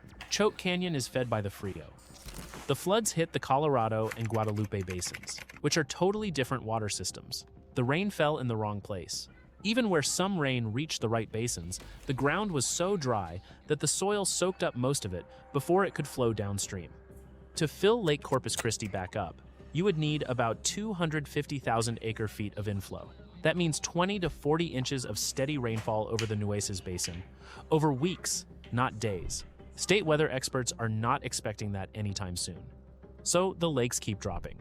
If you are finding this useful, subscribe. We cover water crises, earthquakes, and earth science events like this every week, with the full picture you need to actually follow what is going on.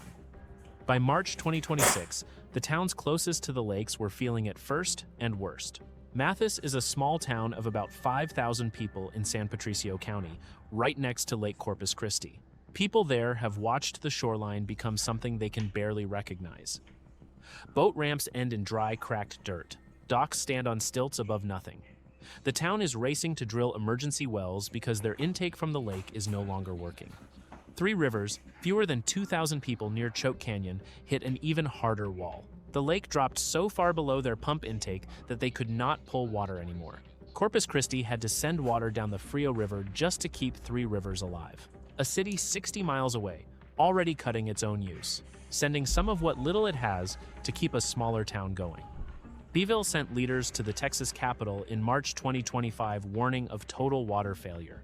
And as the lake pulled back, it showed the ghost buildings of a world that existed before the dam. Car bridges from county roads that went underwater in the 50s. A CCC boathouse from the Great Depression.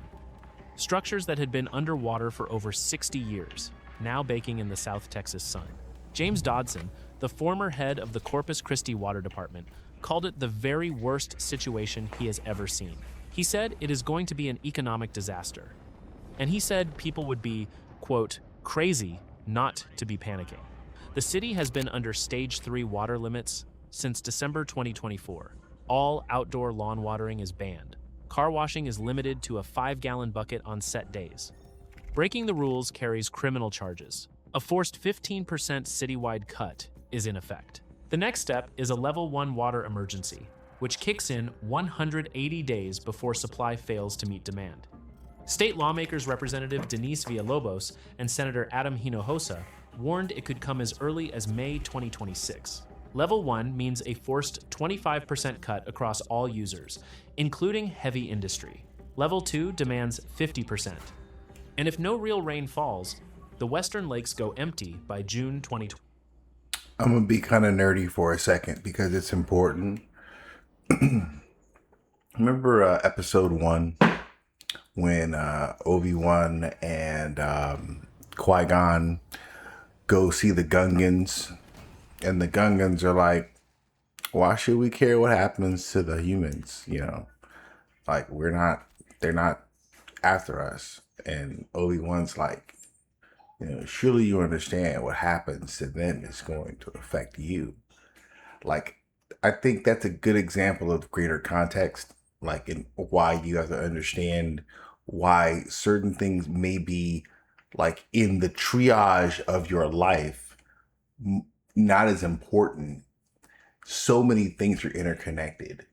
And so I want to stop for a second and just make sure you understand that what's happening overseas has an adverse effect on your local government's ability to do what they need to do. It's all like, we're talking about the same pool of resources, the same, like the big beautiful bill, and how that affects how much money NATO, the Homeland Security, the one where they help you when there's an emergency, like all that is connected. Now these people are facing this drought, and they're hoping for a hurricane to come because they need that much rain. But consider what they're talking about. If a hurricane comes, all those people living on the coast and stuff are like, hold up, you know, because it's still a natural disaster. The situation is so bad that they're praying for a natural disaster that could potentially harm people, that the United States infrastructure isn't properly erected to defend against, to help with FEMA. You know what I mean? So it all is connected.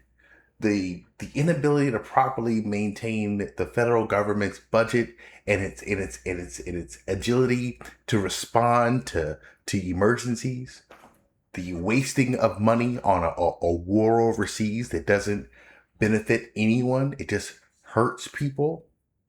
Like, all that's connected.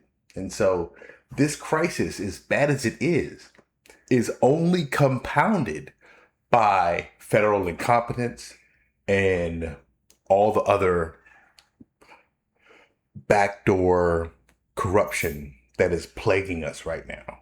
It's why you can't have yes men and sycophants in these positions where these greedy people who don't care about other people aren't thinking about it. They're like, I just want someone who's the head of FEMA who will just do what I tell them to do, because they don't care about what happens to you if there's a hurricane. So the head of the FCC just does what he's told because they don't care about what's actually on television. They just want to control so they can make money, you know? And so this is one of the things you don't consider that has a horrible adverse effect on your life because it's not hot or sexy. Which explains why the thumbnail for this video is Tucker Carlson. Like, I almost didn't play it. I'm like, I don't want to listen to Tucker Carlson report.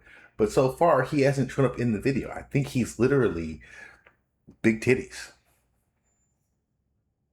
27. 500,000 people.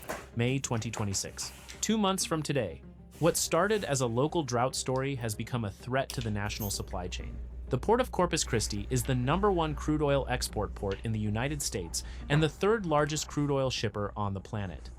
Since 2010, $57 billion has poured into the industrial zone around it. Plants run by Flint Hills Resources, Valero, and Citgo line the ship channel. They supply jet fuel piped to Dallas and Austin airports and make a big share of the gas Texans pump every day. Those plants need water. 25 million gallons per day are promised to an ExxonMobil and SABIC plastics plant. 6 million go to a Steel Dynamics steel mill. The energy sector employs 12,000 workers, with average pay above $120,000, 3 times the local middle income. If water cuts hit, those sites face shutdowns.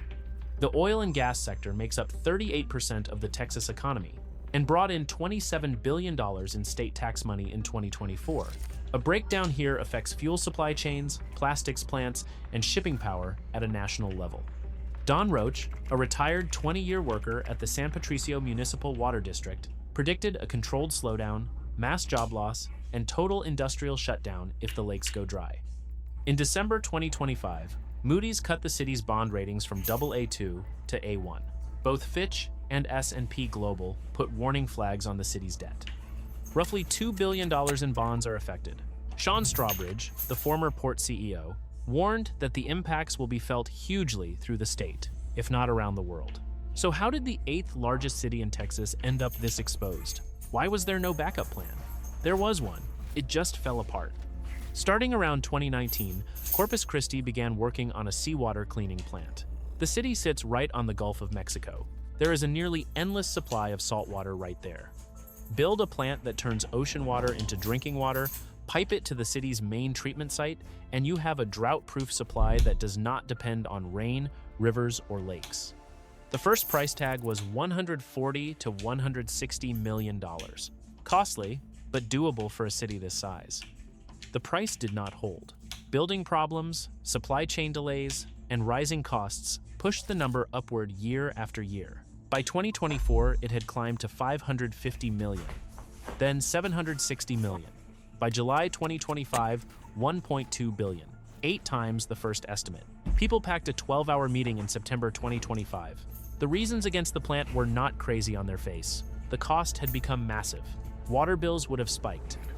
You saw the Jerry Smith guy from the other video? He was in that meeting. Like underground wells and brackish water treatment. After 12 hours, the council voted to kill the project for good. A decade of planning, gone. The only long-term drought-proof water source the city had been working toward, wiped out in a single vote. That choice looked shaky in September. By March 2026, with the lakes below 10%, it looked like a disaster. Strawbridge said their lack of experience, their lack of knowledge, their lack of seeing the risks, and added simply, time is up. The city is now trying to build its way out with emergency projects. In early 2026, the council approved over $400 million in backup water systems. The biggest is a $175 million brackish water plant given to FCC Aqualia USA, linked by a 13-mile pipeline to an underground well field. Phase 1 is supposed to send out first water within 11 months. Full output would reach 21.3 million gallons per day, about a fifth of the city's needs. The second is the Evangeline Groundwater Project in San Patricio County. 22 wells, 35 miles of pipeline, targeting 12 to 24 million gallons per day.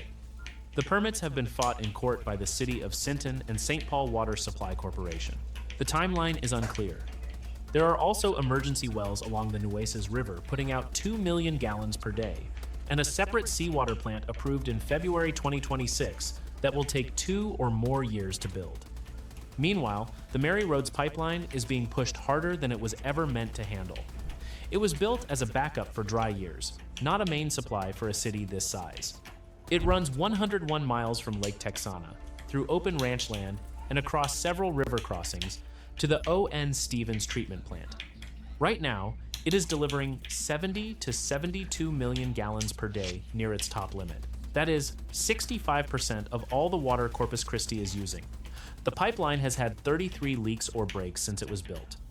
And Lake Texana is falling too, from 66% in January to 55.9% by early March.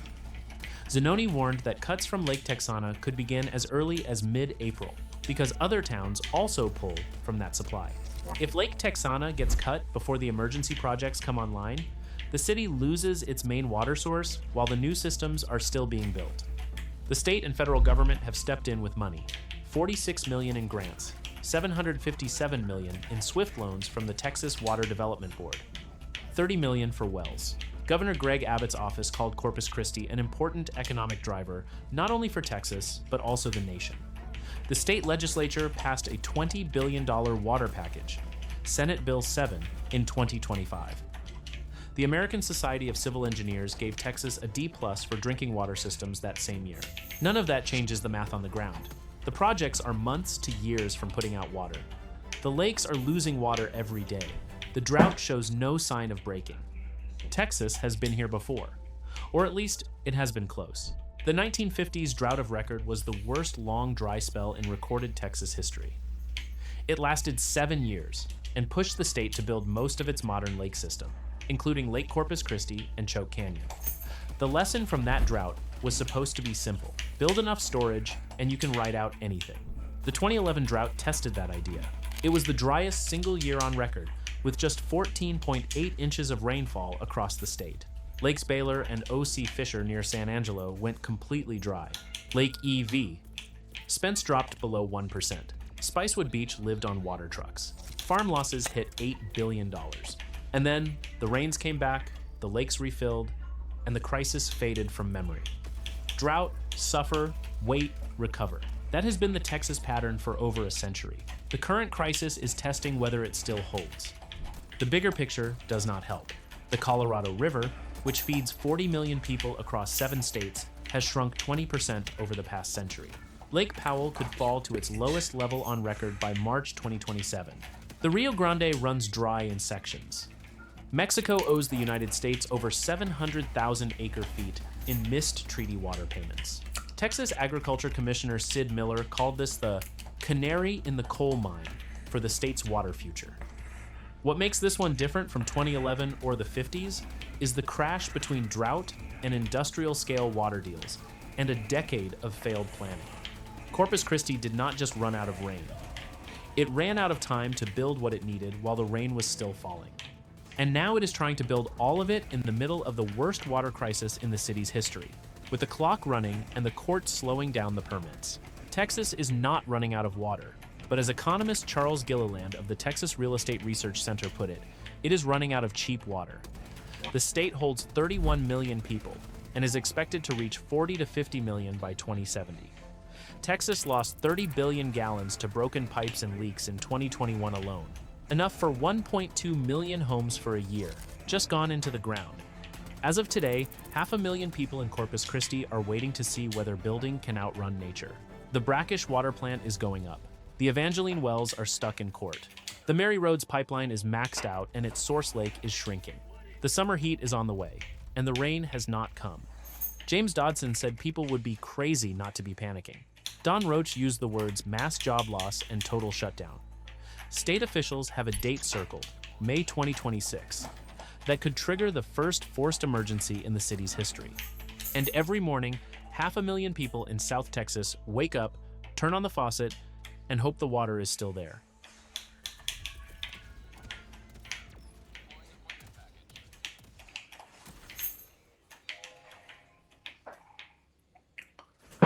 Thank you.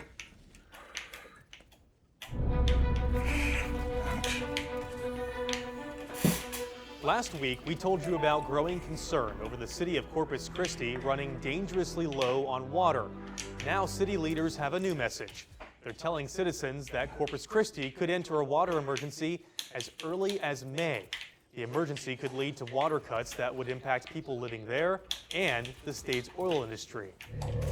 City documents show Corpus Christi could enter a level 1 water emergency within months. A water emergency declaration means the city won't have enough supply to meet the demand for 500,000 people by November. There's still a chance the city can meet the demand if several new water projects come online in time. But during Tuesday's city council meeting, residents made their frustrations clear. I have watched the leadership with a mix of disbelief and frustration as we approach a water crisis that many know is both predictable and preventable. If the city enters a water emergency, both households and the energy industry could face water reductions. Bob Paulison is the director of the Coastal Bend Industry Association, made up of refiners, chemical producers, and oil terminals. He said his members are working to balance water reduction and continuing operations. You can drive the situation to a point where it's no longer possible to continue to operate. Corpus Christi entered the situation because of a prolonged drought. And it's not the only city at risk. Water experts warn that if Texas enters a drought of record, the state could face longer-term water shortages. I think the areas that are especially susceptible to this water supply deficit include South, Central, and West Texas. The good news is Texans approved billions for water investments. Those investments will take some time, but experts argue the state should revisit its water planning. Identifying where are the critical areas that need regional water projects to meet future economic and industrial growth and residential growth. As Corpus Christi focuses on short-term solutions, the long-term goal is a desalination plant. The City Council will meet again next month to approve a nearly $1 billion facility that is facing public backlash. Data from the Texas Water Development Board shows close to 60 desalination plants operating in Texas. Many of them are nowhere near the ocean. For example, El Paso is home to the largest inland desal plant in the country. Like other inland desal plants, the K. Bailey Hutchinson plant converts brackish groundwater into drinkable water. The plant can produce more than 27 million gallons of fresh water daily. A civil rights icon's legacy is under fire, and the political fallout is just beginning. How the accusations are reshaping conversations on representation and whose names we honor. Republicans argue the Supreme Court got it wrong by guaranteeing undocumented children access to public education. We look at the push to overturn the ruling and what it could mean for families and schools in Texas.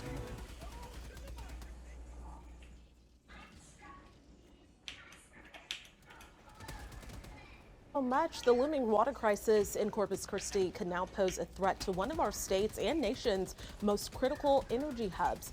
The area's refineries are working to secure alternative water sources to maintain operations. With us now is Carlos Nogueras Ramos with the Texas Tribune to talk about what this means for Texans. Carlos, as always, thank you so much for joining us. Thank you for having me. Okay, so a really interesting data point in your article is that refineries around Corpus are responsible for 5% of the entire country's refined products like gas and jet fuel. So if the water issues don't improve in that area, what, Carlos, will that mean for the industry here in Texas, also the U.S. at large? Yeah, certainly Corpus Christi is the epicenter of the energy refining industry in Texas that supports much of the energy sector here and across the country. And if the water issues don't ease in Corpus Christi, for many of these refineries, it means easing up on operations. They could start to see, no choice but to downturn, take units offline, which in turn means that the refined products that the world relies on and that we get from Corpus Christi, such as jet fuel, gasoline, etc., will not be able to be exported at the capacity that we've known it to be in the past. And Carlos, so if production at these refineries is forced to slow or shut down, what immediate impact could we see here in Texas? The most immediate and clearest one to us is, and clearest one to the average consumer is gas prices. I mean, if these companies can't export gasoline across the state at the level that they're accustomed to, and that many cities, including Austin, the Dallas-Fort Worth area, are accustomed to receiving, it could further push up fuel prices. And that's just one example. Another is jet fuel. As we know, airlines across the country are grappling with fuel prices, costs that are eventually going to be passed on, if not already, to consumers, and this will likely add to that dilemma as well. Okay, and it seems like this story has really dominated headlines for the past few weeks. How close, though, is Corpus to a true water emergency, and what got them to this point? Yeah, the story of how we got here has been years in the making. Corpus Christi hinged this industrial boom that we're talking about today largely on a desalination plant that never came into fruition. As a matter of fact, the city council axed the project over concerns of its price tag and other environmental concerns as well, or questions that they had. And so this promise of more water just never came to be. And so adding to that is a 5-year drought that has not refilled the very important reservoirs that Corpus Christi relies on to deliver water to their industrial customers, which make up about 50 to 60% of their water supply. And so that's what's gotten us to this point. Where we go from here changes day by day. Earlier this week, we heard from city officials that they were looking into new wells or continue to drill other wells, but they needed state permission to do that, which they hadn't gotten at that point. But just today, we learned from City Manager Peter Zanoni that the state granted the necessary approvals to pull around 40 million gallons of water from Lake Texana, even if it falls below its threshold. Those are temporary solutions. The city itself has said that they, on average, need 3 times more water at any given day from what they're getting now. So the picture as to what's next still remains unclear and uncertain. All right, Carlos, we know you'll be tracking this for us. Thank you so much for your story in the Texas Tribune. Thank you.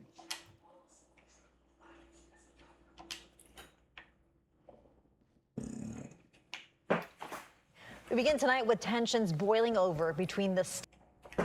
Okay. This is the last video of the playlist. I did need to take a quick break, and it's 15 minutes long, and that's not the I don't have another mission that's that short, so I'm probably not gonna go back down. I'm probably just gonna watch the video. It's 15 minutes, and then I'm gonna call it a night. But I need to run to the restroom real fast. Be right back.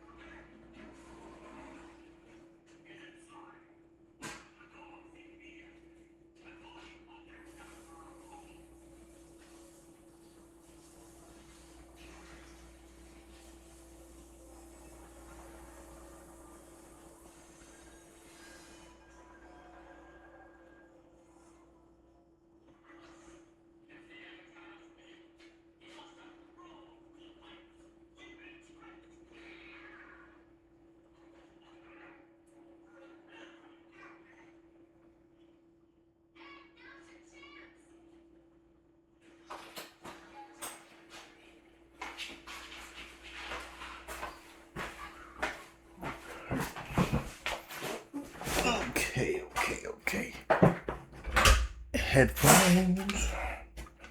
If I do this, maybe like this, that might be better. I'm feeling snacky too. I kind of want to.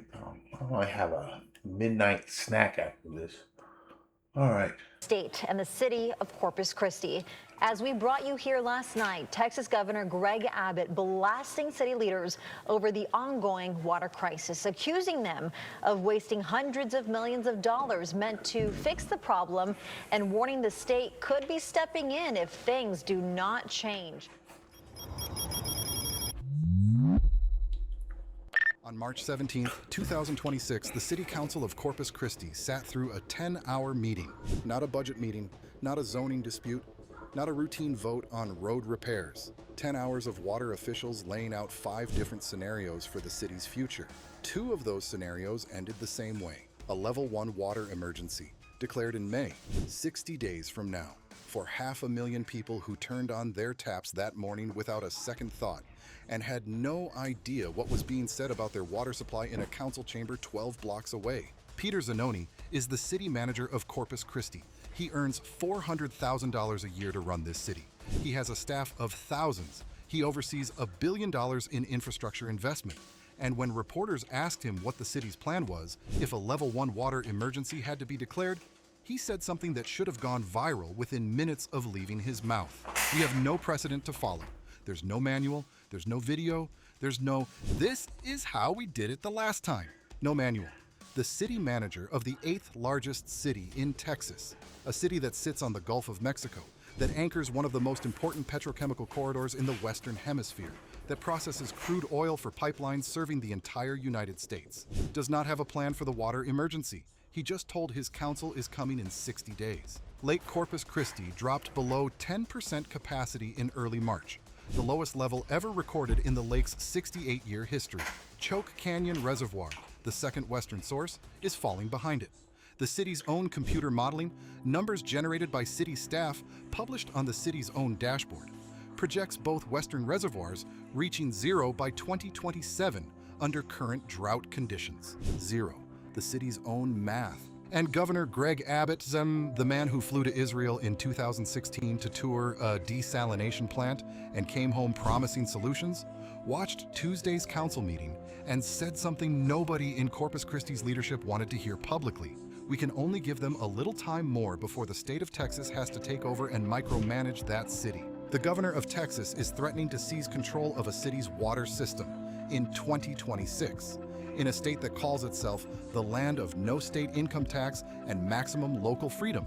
And the reason he's threatening it is because the city that's been warned about this for a decade still doesn't have a plan for the emergency that's 60 days away. This is not a projection. This is not a worst-case scenario buried in a planning document. This is Tuesday's city council meeting. This is right now. The people who told them. And the decade nobody listened. James Dodson ran Corpus Christi's water department for years. He oversaw the last major expansion of the city's water supply infrastructure in the 1990s. When Lake Corpus Christi dropped below 10%, he didn't issue a careful statement. He said what he actually thought. It's the very worst scenario I've ever seen. It's going to be an economic disaster. And then the line that should have been played on every television in Texas. Residents and officials are crazy not to be panicking. That is the former director of the water department. The man who built the system the current city manager doesn't have a plan to save. Don Roach spent decades as assistant general manager of the San Patricio Municipal Water District. He watched this situation build from inside the system. He retired in 2014. And for the 12 years since, he has been saying variations of the same thing to anyone who would listen. This waiting disaster is under the radar for the rest of the state. We hear nothing from Texas politicians about the seriousness of the situation or any state plan to mitigate it. Under the radar. That phrase. For a city of 500,000 people on the Gulf of Mexico. For one of the most important industrial corridors in the country. Running out of water in plain sight. For over a decade. Sean Strawbridge ran the Port of Corpus Christi. He watched the shale revolution bring refineries and chemical plants and billions in investment to the coastal bend while the water supply sat unchanged. He watched industrial demand climb for years while the lakes fell, and his summary of the entire situation was 5 words. We were talking about this over a decade ago. 3 people, 3 different roles, 3 different decades of watching the same slow motion disaster build. And the city kept approving industrial permits, kept pursuing desalination timelines that stretched years into the future, kept telling residents there was nothing to worry about until the lake hit 10%. And the council meeting lasted 10 hours. And the city manager admitted on camera he had no manual for what came next, what level 1 water emergency actually triggers. Most people hear water emergency and think it means turn off sprinklers and take shorter showers. It doesn't, not at the level Corpus Christi is heading toward. A level... I don't mean to jump in here, but okay. Again, coming from California and having to read about water issues, having to be under conservation warnings and all this stuff, like a lot of my lifetime, like another one of the drawbacks to the way we conduct ourselves politically is politicians will not get involved in what is considered a political loser, and instead are more than happy to kick any problem they can down the road. And because when you're talking about the environment and how long ecological damage takes to have an effect, it's one of those things that based on what it is can be kicked down the road. And whenever you go to any state of the union and you see their issues with water crises, what you're going to see is a bunch of politicians who kick the issue down the road. You're going to see an initial deal that was based on math at the time, and then years pass and no one looks at it again, and any issues that come from it just get kicked down the road. And the reason is because they just had that long ass meeting, right? And it came to nothing. They couldn't get anything done. They couldn't figure out how to solve the problem. If our political contests have become nothing but shark-infested waters, and the best way to gain a foothold politically is to be farther to the left or farther to the right than whoever is currently in the seat, who's ever in the seat can't take any losses. They can't get involved in anything that looks like a political loser, which means they can't get involved in fixing the water problem. Because if they fail, they are going to be put out to pasture by someone farther to the left or the right of the issue than they are. And that person is just going to campaign on something that's broken without any real means of solving it. And then once they're in office, they kick it down the road. And it gets worse and worse and worse. And the news reports come along 20 years later and can't get into the weeds as to how that happened. They can just say that, yeah, somehow they didn't do anything about it for 20 years. No. They literally avoided it for 20 years. They made it a point not to do anything about it at all because it was a political loser. Because it's really hard to deal with math and science, because math and science can't be manipulated by a vibe check. There is X amount of water. You need Y amount of water. X and Y don't equal the same thing, and there's not enough water. Point blank, period, end of story. And you've known that there's not enough water for like 60 years, but you've made deals where you sold water you didn't have to other states and all this other stuff. You've like decided to give water to farmers to use that you didn't really have. The water isn't actually there because you stopped measuring and counting properly because it's you are in politics doing a vibe check and then telling the scientists who can't go off vibes to just figure it out. And then that was the 60s, and then the 70s, and the 80s, and the 90s. California is in cahoots with like 4 or 5 other states that might include Texas over water. And the issue has been for damn near 50 years, the amount of water that's actually there isn't as much as they're trading back and forth. They're just having fun with the numbers because we've created this political environment where we can't get anything done because the price of failure is way too high. And successes are mitigated through political gamesmanship and bloody waters. Because you can't create a bill that will actually benefit anyone because someone else who sees the political opportunity is going to spike it with something. We're seeing that right now with the TSA. Democrats are trying to create bills that will pay them votes so they can go back to work at the airports, pretty as you please, and Republicans are blocking it because they want the crisis. How do you have actual political discourse when that's the level of gamesmanship on the news? And remember, in context, you have all of that back and forth BS compounded on top of this situation. One water emergency under Corpus Christi's drought contingency plan is triggered when the city's total water supply system reaches 180 days from the point where supply can no longer meet demand. It is not a precaution. It is a recognition that the clock has started and that without immediate dramatic intervention, the city will run out of water within 6 months. At that point, the city's plan calls for reducing water demand by 25%, not voluntarily, mandatorily. Residents cut back, businesses cut back, industrial users, the refineries and chemical plants that made Corpus Christi one of the most economically important coastal cities in America face restrictions, regardless of what they pay or what contracts they hold. Under the city's drought contingency plan, all industrial users, regardless of their fee status, remain subject to water restrictions during all mandatory drought stages, including Level 1 and Level 2 water emergencies, city officials confirmed. All industrial users.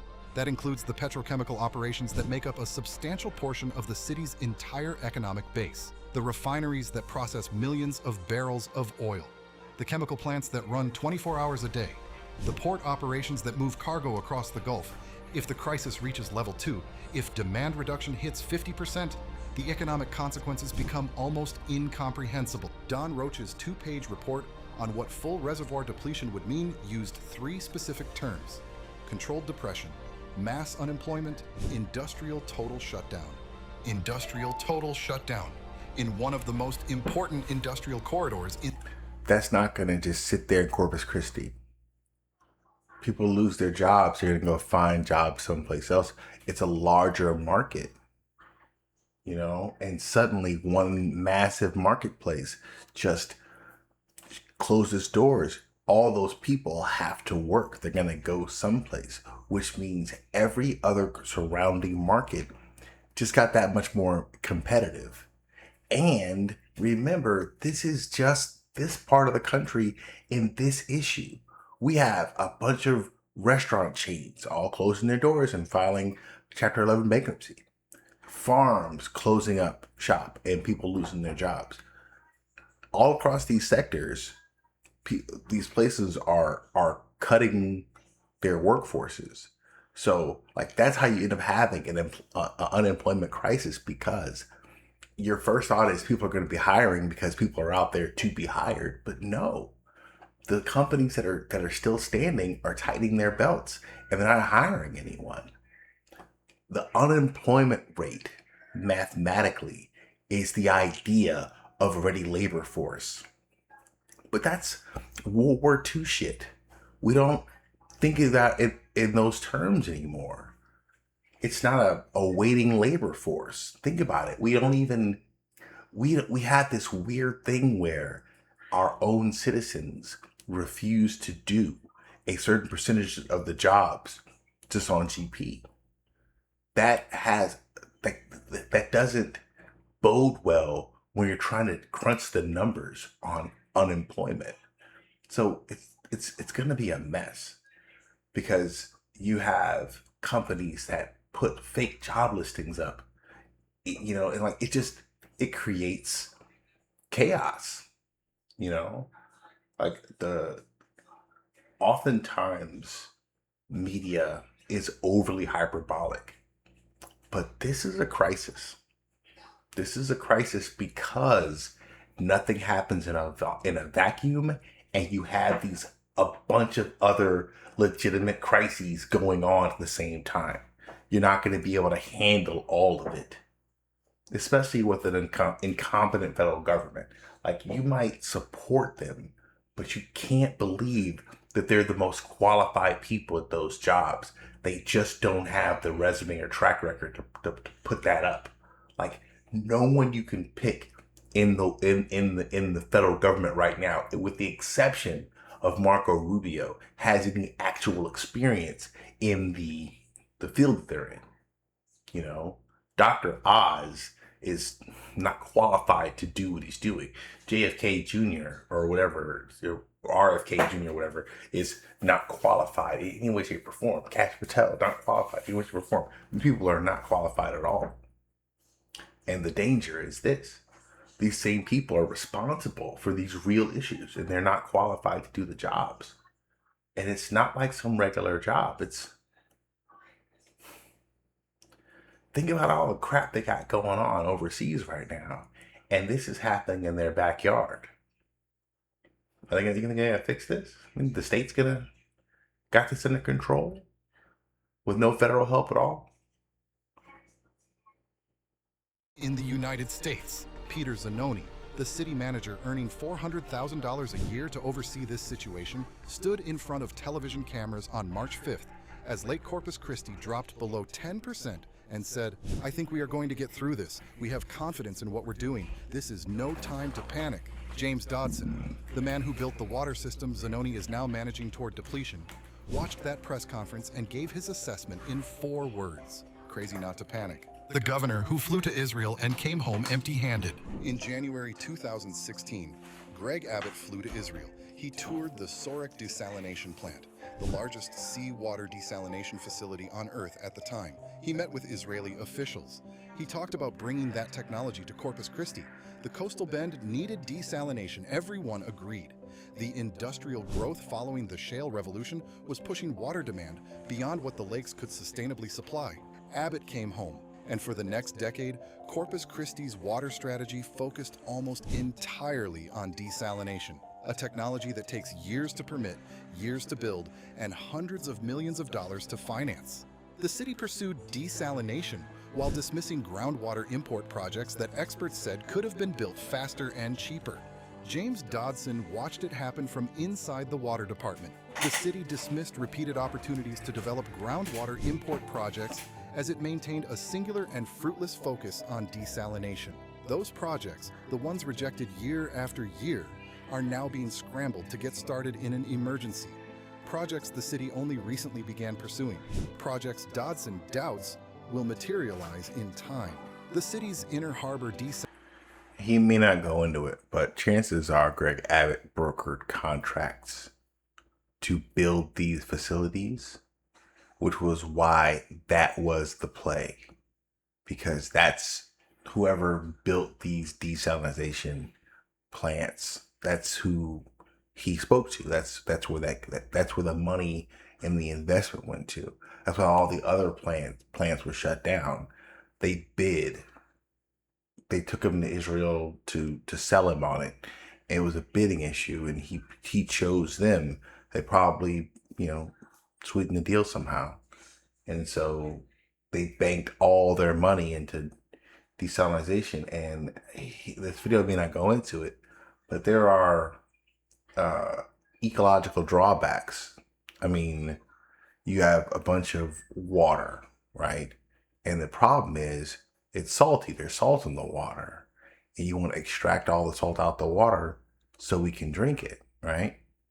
Well, if you're bringing the water out of where it's at and leaving all the salt behind, suddenly you're creating a whole bunch of salt where there was before salt water. You know what I mean? Like, it changes the balance, the ecological balance of what's there. The ecosystem that you're fucking with had life and stuff in it, and it needed a certain amount of salt in the water, and so on and so forth. So when you talk about doing that, there are ecological drawbacks, and I don't know if they've considered those things. Desalination project has secured all its permits. A council review is scheduled for April 2026, but the construction timeline stretches years into the future. The Evangeline groundwater project, expected to deliver 24 million gallons per day, hit a legal obstacle in February 2026 when the small city of Sinton requested an administrative law judge review Corpus Christi's groundwater permits. That challenge alone could delay the project past the point where it matters. Hope faded for a timely solution, the Texas Tribune reported, other than hurricane-scale rainfall. Hurricane-scale rainfall. That is the best-case scenario that independent experts are now describing for Corpus Christi avoiding a level 1 water emergency this year. Meanwhile... So yeah. And it kind of makes sense. I mean, they literally they're asking for an act of God. They're like, you know what? At this point, we need the big man upstairs to make it rain. Like, for real. Because they were too busy kicking the problem down the road for someone else to figure out. Abbott's office ordered the Lavaca Navidad River Authority, which operates Lake Texana, currently the city's primary water source at 54% capacity, to change its drought trigger from 50% to 40%. That single order guarantees Corpus Christi an additional buffer before mandatory supply cuts kick in from that direction. It was a real action. It buys time. But the governor's spokesperson described the state's posture in a way that made the stakes unmistakable. Andrew Mahalaris told multiple media outlets, Corpus Christi is an important economic driver not only for Texas, but also the nation. The state of Texas has made significant investments into ensuring the Corpus Christi area has the water resources it needs. Important economic driver for the nation. That language is deliberate. Corpus Christi is not just a Texas problem. The refineries along the coastal bend process crude oil that flows through pipelines serving the entire country. The port moves cargo that affects supply chains nationally. A water emergency in Corpus Christi is a national energy security issue, not just a local inconvenience. Abbott knows this. His threat to take over the city's water management isn't political theater. It is a governor watching a situation where the consequences of failure extend far beyond the city limits. The people who live between the refineries and the empty lake. 500,000 people live in Corpus Christi. They are not statistics on a water authority dashboard. They are families who turned on their taps this morning and got water, and who have no way of knowing, based on what the city has told them publicly, how close that ordinary morning routine is to changing forever. Sandra Morales has lived in the South Side for 22 years. Her family drinks the tap water. Her kids shower before school. Her husband runs a small landscaping business that depends on water availability. She heard about the emergency council meeting on the news. They keep saying, don't panic, but they also keep saying it's the worst it's ever been, she said. Which one is it? That question, which one is it, captures exactly the contradiction the city has been living with for weeks. Officials standing in front of cameras saying this is no time to panic while simultaneously telling the council there is no manual for what comes next. Calling external reporting alarmist while their own water dashboard projects both western reservoirs reaching zero by 2027. The households that will feel a 25% mandatory water reduction first are not the refineries. They have legal teams and contingency plans and lobbyists in Austin. The households that feel it first are the ones on fixed incomes, the families running landscaping businesses, the restaurants that... We talked about the lobbyists. We talked about how they have an unfair advantage over private citizens to make sure that corporations always press that advantage. We got to rein that in, or we talked about it before. That need reliable water service to stay open. The small manufacturing operations without the capital to retrofit their processes for reduced water availability. And then there is the economic cascade that Roach's report outlined with brutal clarity. Controlled depression, mass unemployment, industrial total shutdown. Those aren't abstract projections. They are what happens to a coastal Texas city when the water supply cannot meet the demand of the industrial base that the entire regional economy was built around. The port generates billions of dollars in economic activity annually. The petrochemical complex along the coastal bend is one of the densest concentrations of refining and chemical manufacturing infrastructure in the Western Hemisphere. Every barrel processed, every tanker loaded, every chemical batch produced, all of it requires water, continuous, reliable, industrial-scale water. The lake that was supposed to provide it is at 10%. The question the council couldn't answer. At the end of that 10-hour meeting on March 17th, the council had heard 5 scenarios. 2 of them ended in a level 1 water emergency by May. The National Weather Service forecast for summer showed little to no rainfall between July and September. The curtailment plan, the actual document telling residents and businesses exactly how much water they'd have to cut and when, still wasn't finalized. Zanoni told the council it could take weeks or months to complete it. Weeks or months, when the emergency arrives in 60 days. The city is fast-tracking desalination and groundwater projects it says could eventually add 76 million gallons per day to the supply, but they are months or years from completion. And James Dodson, the man who last expanded this system successfully, looked at every project on that list and said plainly that he doubted any of them would materialize in time. The best-case scenario, according to independent water experts, is hurricane-scale rainfall between now and summer. That is the honest answer: a storm. A catastrophic, destructive, dangerous Gulf storm, the kind that floods homes and kills people and closes highways, is the best realistic hope for avoiding a water emergency in the 8th largest city in Texas. And somewhere on the south side, in a neighborhood where the refineries are visible from the kitchen window, Sandra Morales is sitting with her family not knowing any of this. She doesn't know the lake is at 10%. She doesn't know the city manager has no manual. She doesn't know that the best solution anyone has proposed involves praying for a hurricane. She turned on her tap this morning and the water came out, same as it always does. That's the thing about a water crisis that nobody tells you. It doesn't announce itself. There is no alarm, no warning light, no gradual dimming. One morning the water is there, and then a decision gets made in a council chamber, or doesn't get made.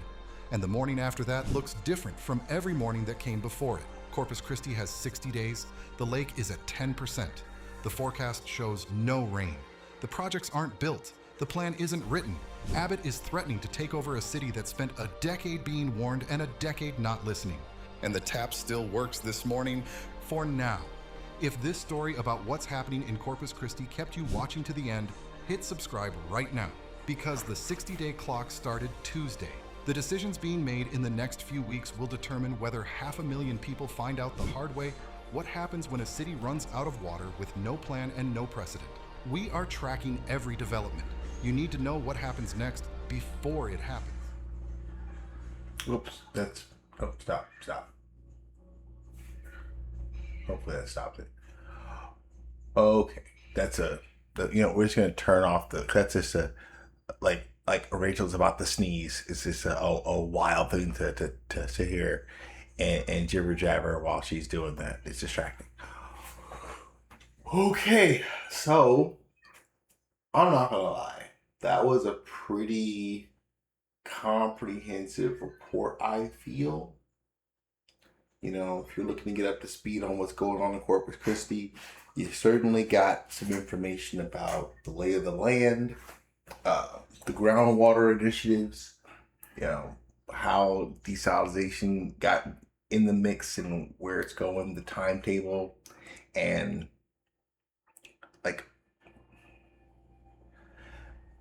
our political situation has gotten the way it's gotten for a lot of reasons.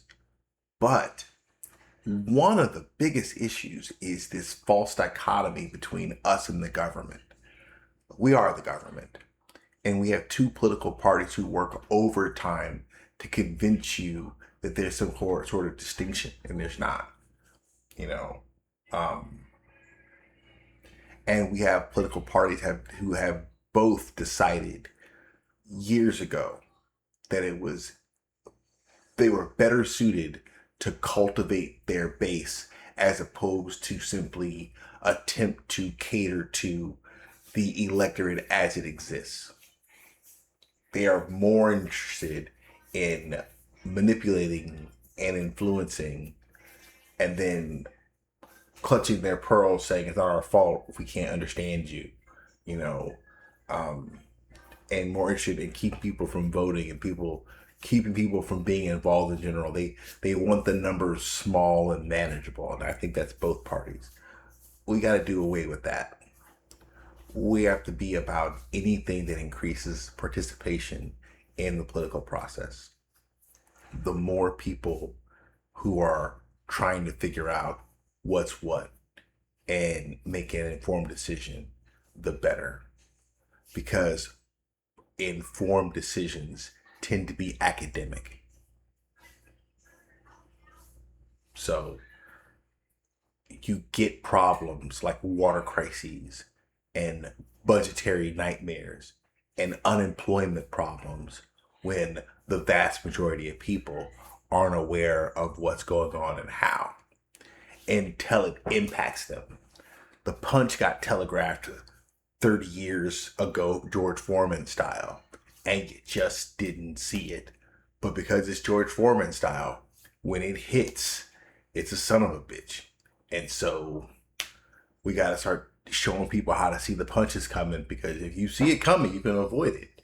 But if you don't, you're Michael Moore, still getting punched right now in his face on ESPN 18. Michael Moore getting punched right now by George Foreman. That fight's still going on. Okay, that's enough for me tonight. I'm going to find something to munch on before I go to sleep. And I make sure I'm plenty of heartburn first thing in the morning. And I might see you guys tomorrow. I might not. If I do, I'll probably try and find an update on what's